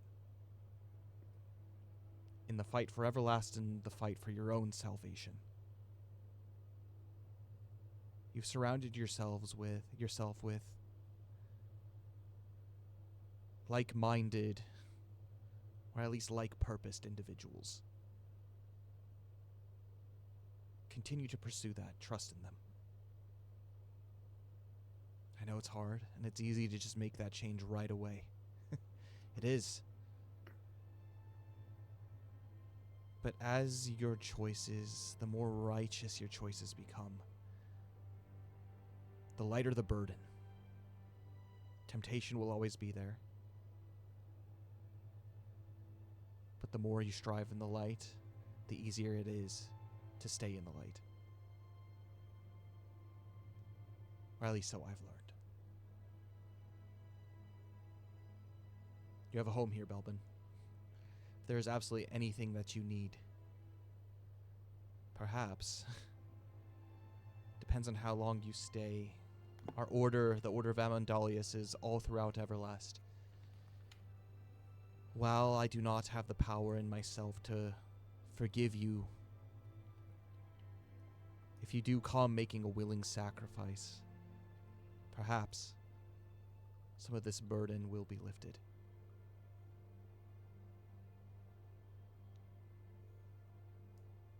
Makes sense. Make a faith survival check for me, Belbin.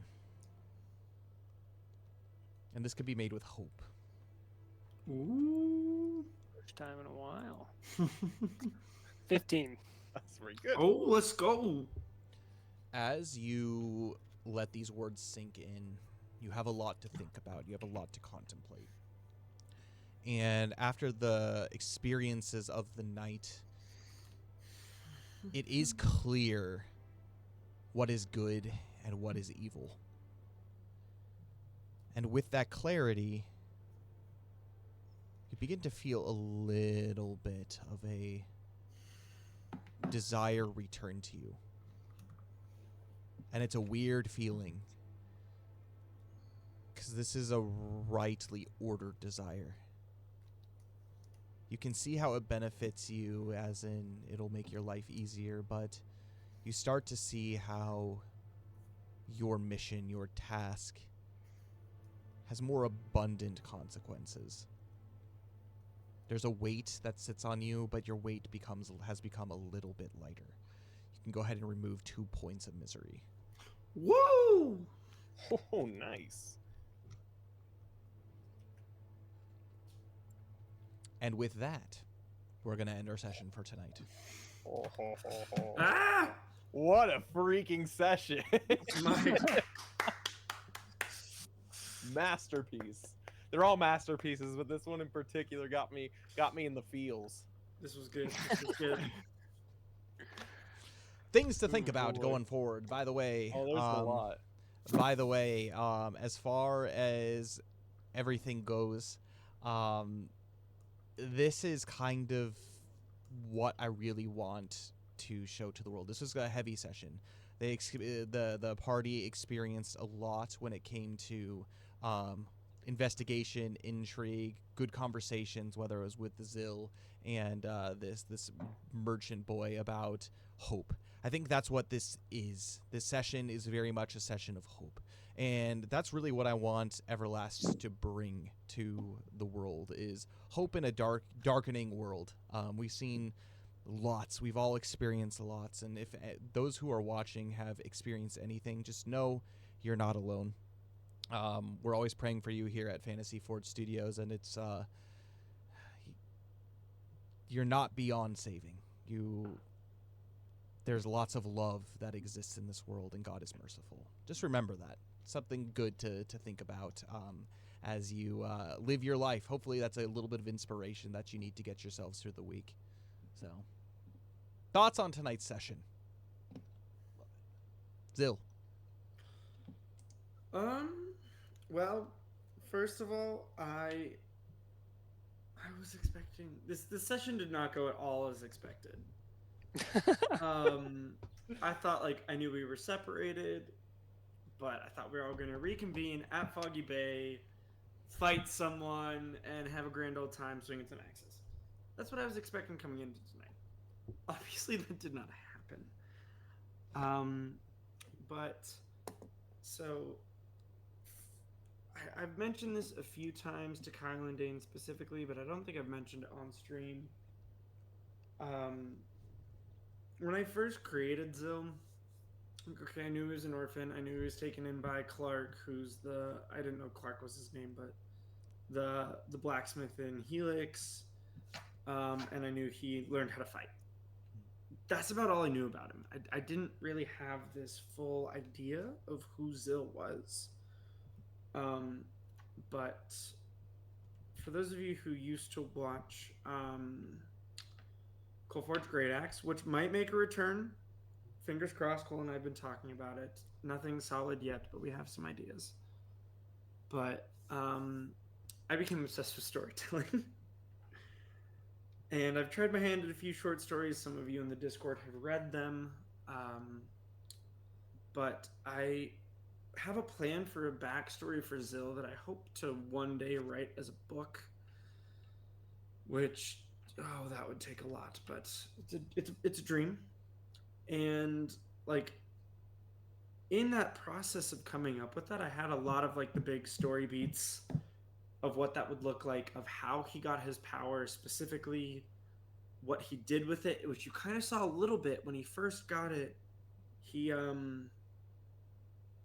took advantage of it. He basically became a warlord in Helix, more or less. Not a war, you know what I mean. A crime lord, that's the word I'm looking for. And it backfired. And, like, that's what he was sharing, of, like, Zill having to go through this journey, that the power he's given, the power he's been blessed with by the Guardian, that he's starting to understand more from last session, isn't for him. Yes, he's the one who uses it, but it's not for him. And he learned that the hard way, which this is the first time that's come out. I've only known that myself for a couple months. Like, I'm still kind of, I wouldn't even say creating, like, learning Zill's backstory. I mean, yes, I am creating it, but it feels more like I'm learning it. And so that was a lot of fun to kind of get to share and process through at the same time, which was not expected at all. I totally forgot who Beaumont was for a second. I do have it written down. I did not read it beforehand. Mr. Rolo Beaumont. There is a price on his head, FYI.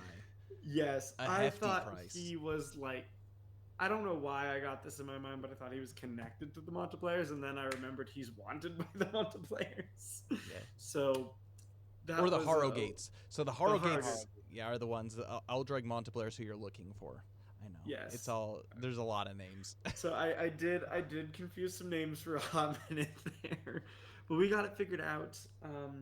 And no, Zill definitely intends to keep his promise. Like, yeah, we're probably gonna get into combat with Beaumont. I'm not sure. That's up to Kyle, but Actually, like I think it has more to do with up to you. The thing is, like, in tabletop RPGs, a lot of the decisions about what you can do really depends on, like, the way that the party goes about it. Like, for example, we'll take our, like, Adventures in Middle-earth campaign, a Wilderland adventure. They currently are searching out a guy, a wanted criminal, and they found themselves in this camp of this like noble lord and whatnot. They could have gone in guns a-blazing and done what they could, but you can also go in and talk diplomatically, and thus far they have not actually had combat inside the camp because they're doing things diplomatically. But there is still kind of that hint of like, oh, maybe there is war on the horizon. And so, like, you got to be careful. And, like, obviously, like, rolling helps. Like, you guys were rolling for the most part pretty good. There's a couple pretty bad rolls, like a natural 1 fortitude survival check is rough. That's pretty rough. But I think it really adds to the general like the happenings. It's kind of like almost like, well, fate had it this way where Belbin had experienced all of this stuff, and now he's kind of been brought back to like, all right, things got real bad, now let's talk about it, as opposed to just like kind of skirting that line for so long. Things got real bad. So yes, but Zill's plan definitely like, he made this promise and he intends to keep it. Like, he has a heart for the orphans. That's why he sought them out in the first place. Yeah, because he knew they know more than people expect them to. That was one big reason. Zill definitely missed the first clue. I don't know if Zill missed it or I missed it or both, but yeah, that went over my head. So I'm glad to have a more direction there. But if and when we come toe to toe with Beaumont, like Zill plan, even if it comes to a fight, Zill plans to like, yeah, the final blow will happen to incapacitate him, but he's gonna fight for him to like, hey, let's not kill this guy. Let's give him a chance. Let's find a way to serve justice with mercy. Like, he did screw up. He has things to answer for, and I think that's what we like made some deal with Duluth of. Okay, yeah, he had a debt to pay off, but he's paying it off as an upstanding member of society. Hopefully. So like that. Like, you come I just back remember to Takai Town, and now he's the bandit king of Takai Town. like, I just remembered our combat in the bandit camp, however long ago that was. Of we decided to talk to him instead of kill him. I mean, he killed the majority of everyone. Well, yeah, but it was the end of the day. slaughter. It was. But like, Zill intends to keep that promise, and he really hopes this kid joins the crew. Like, especially, yes, Barnacle Bill's ridiculous. They got a good laugh. But Barnacle Bill's probably the one who will accept the Scarface. Like, I see Barnacle nothing Bill wrong with won't him. see that. Like, he'll just be like, yeah, of course. I'm Spider of the Mask, and he's Spider-Face. So like, that wasn't just a nice gesture. That actually, like, this is like, no, I've found the way to a better life. And he used the example of, like, I've been in the Court of Kings because I made friends with y'all. But that's not the life he wants for these kids. He just wants something better. something that's not sketchy, that doesn't rely on, okay, yeah, Beaumont's probably protecting him, but how underhandedly is he doing that? That's what Zill's thinking. Maybe he's not. Maybe he's above board now, but Zill's like, okay, yeah, he's protecting you, but how? Like, is it worth it? Is it real? Um, so that's kind of what's going through Zill's head. Still itching for a fight. He's always itching for a fight. Oh yeah. But excited to see where it goes. Definitely is gonna go back to the Sutton Ash now that there's like a password of some kind. And he's pretty confident he can convince Luxalia to give Beaumont a chance and potentially Yuki, and he has no doubt that Belbin's going to want to kill him. Yes. He may be a changed Glyvin after all this. Who He knows? maybe now. He missed all that. I was very intrigued, Zill unrelated, to hear about the return of Burbledow, or at least his followers. That was a little shocking. Demons. Demons, Mhm. man. You might Is Zill's strike Spidey- down is- the demon, but the followers still exist. Is Zill's Peter Tingle going off now? Probably. Oh man, I didn't. The heebie-jeebies. Yes. Indeed. Anyway, that's all I got. I have an interesting theory after everything. I mean, just this is me as a person, not any of the characters and any of the minds of the characters. But after hearing that conversation with Zill and Scarface, and after seeing the fact that there was a cult to Burbledow, and I'm assuming that's what the people who are tied to, that's why they're willing sacrifices, is because they're all drugged up, and so of course they're going to be willing to go. I have a feeling it has nothing to do with Beaumont anymore. I have a feeling Beaumont is trying to keep the city together, and he's protecting against what's her bucket, who's letting in all the demons and doing trade Bulbasaur. with the demons. Yeah, Bulbasaur. Bulbasaur. I have a yeah. feeling. Yeah, Bulbasaur. I have a feeling he has turned a new leaf, and he's actually trying to do good for the city, and he's trying to protect the rest of it. That's why he's selling candles to the church and things like that. I don't know. Agnes Vavusar. Agnes. I think Agnes is in league with the demon worshippers. I don't know, Okay. but that's a Thordain's thinking a lot about it, because he's I mean, he doesn't know anything about the Beaumont, but he definitely feels like it's as in Belbin's having his maybe conversion, who knows, in the future. Thordain's having his kind of in his own way by experiencing what he's experienced. He's going to be doing his best to try to learn more about it so that he can counter it in whatever way he can, because that's the way he knows how to do so that's interesting. My thoughts on the session more have to do with Thordain than they do Yuki, for sure. And I'm very curious to see where Yuki and Luxalia, what they discover on the ship. Now that Thordain knows it's a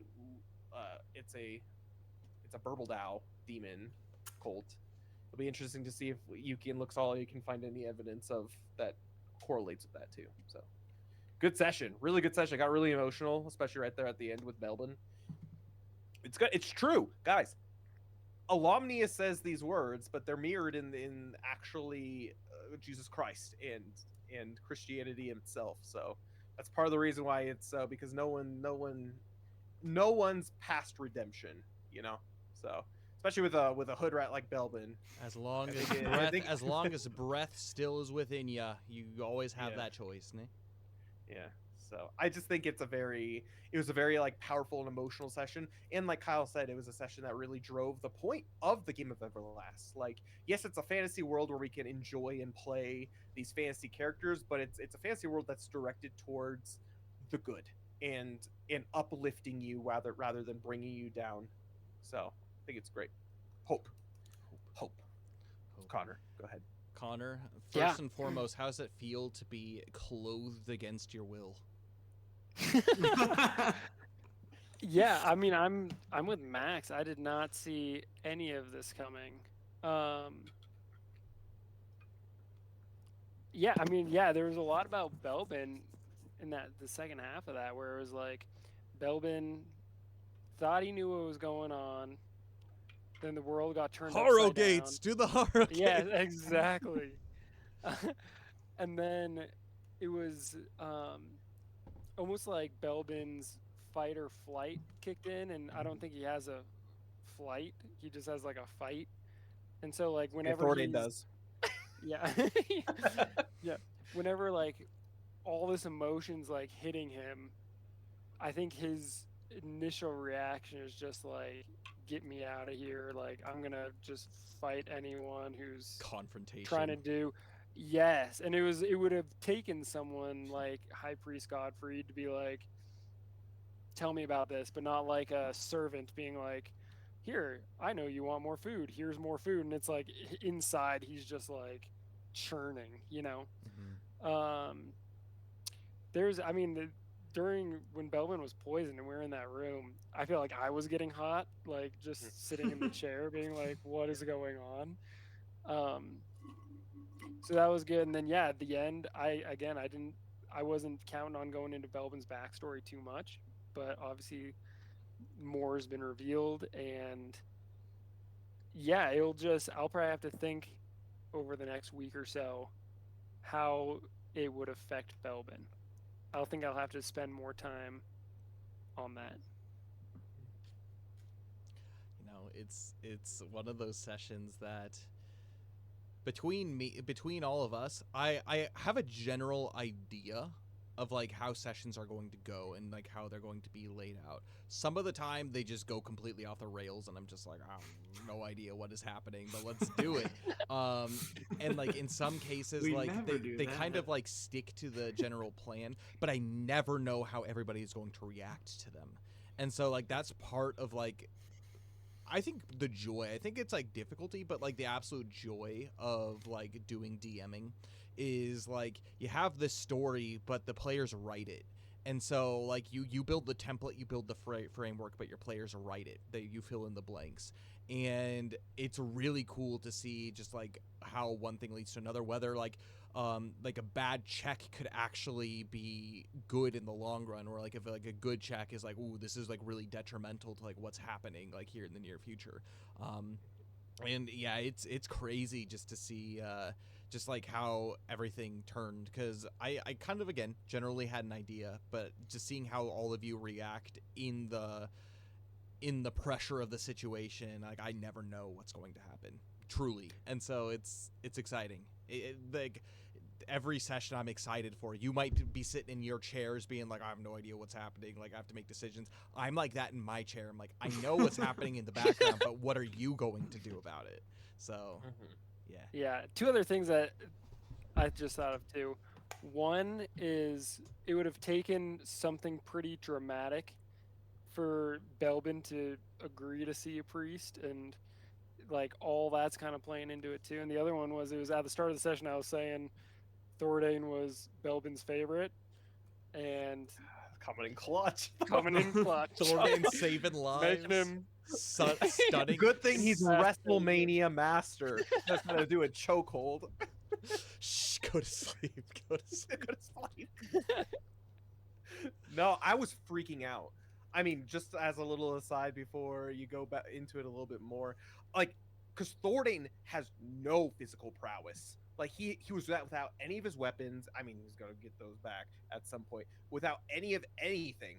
Like I was scrolling while you were doing all your stuff, Belvin. I was scrolling through the patrons page and looking like, what does he have that he doesn't need a weapon for? And I was freaking out. I didn't know how to get us out of here, especially since Belbin was poisoned and he wasn't like willingly wanting to listen to anything.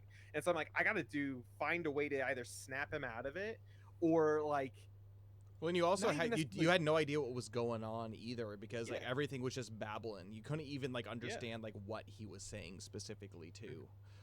So I was just like fight or flight. So like the thing I just kind of went to was like, okay, look for any direction in and out if he can find one, and just get the heck out of here. And it was by happenstance that he happened to find a couple clues, and they happened to be useful in kind of understanding a little bit what's going on per se. But man, I was so worried. I don't know how you were feeling, Connor, but I was just like, this might I'm be the pretty end of sure I was Thordain. sweating. Yeah, Yeah. I was sweating. I was like, oh my gosh.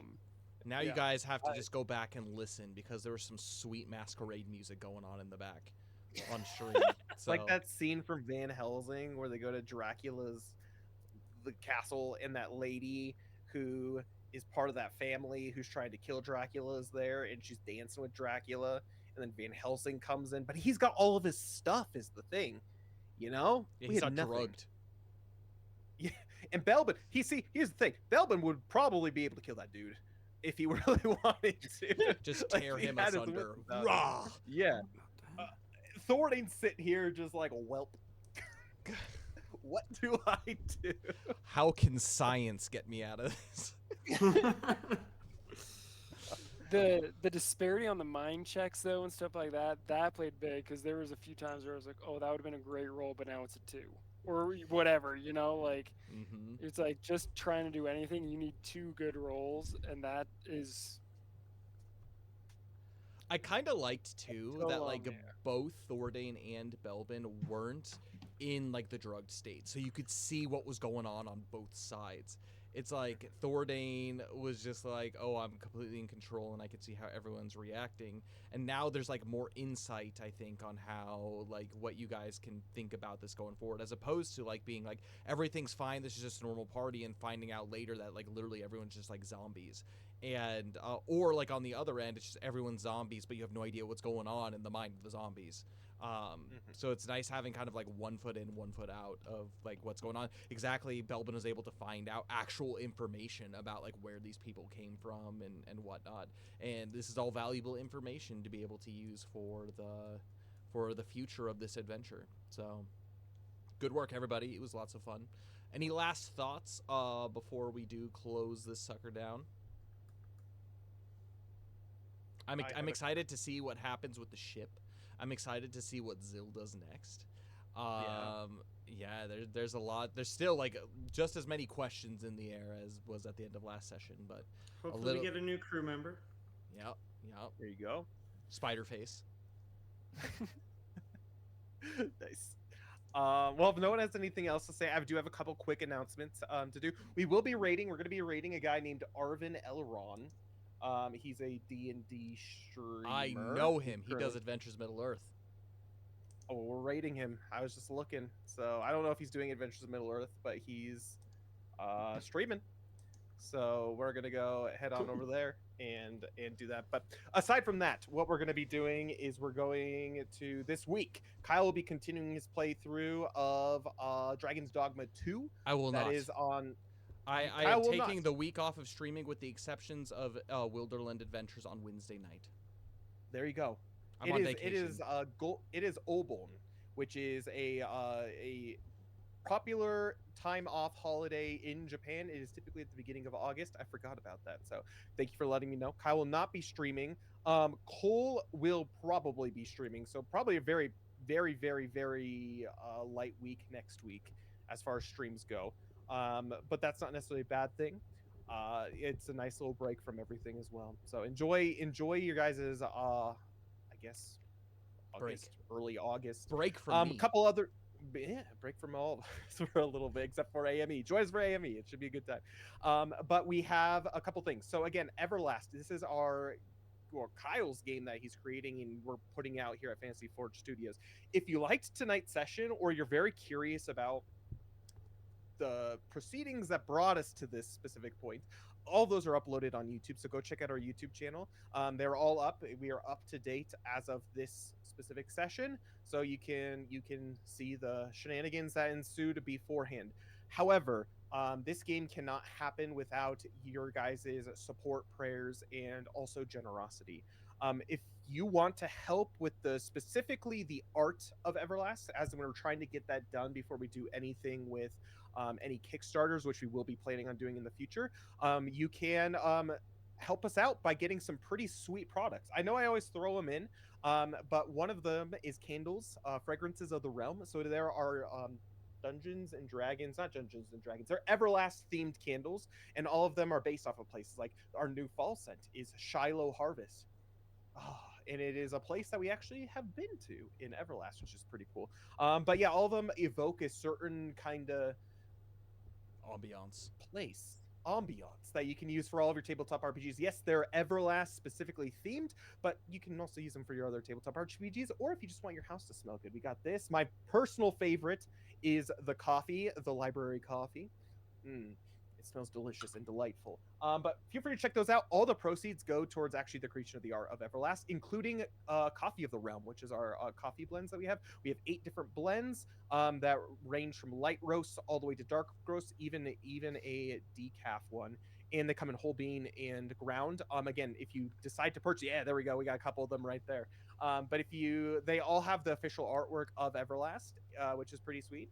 Actually, that one on Kyle's right, if you're looking at it, is my background. That's the city that Yuki's from, Flamongolith. So that's pretty sweet. Yeah. So if you purchase those, the proceeds go towards the creation of the art for Everlast before the Kickstarter comes out. So you get some delicious coffee, delicious candles, and also you help the creation of the art of Everlast, which is pretty sweet.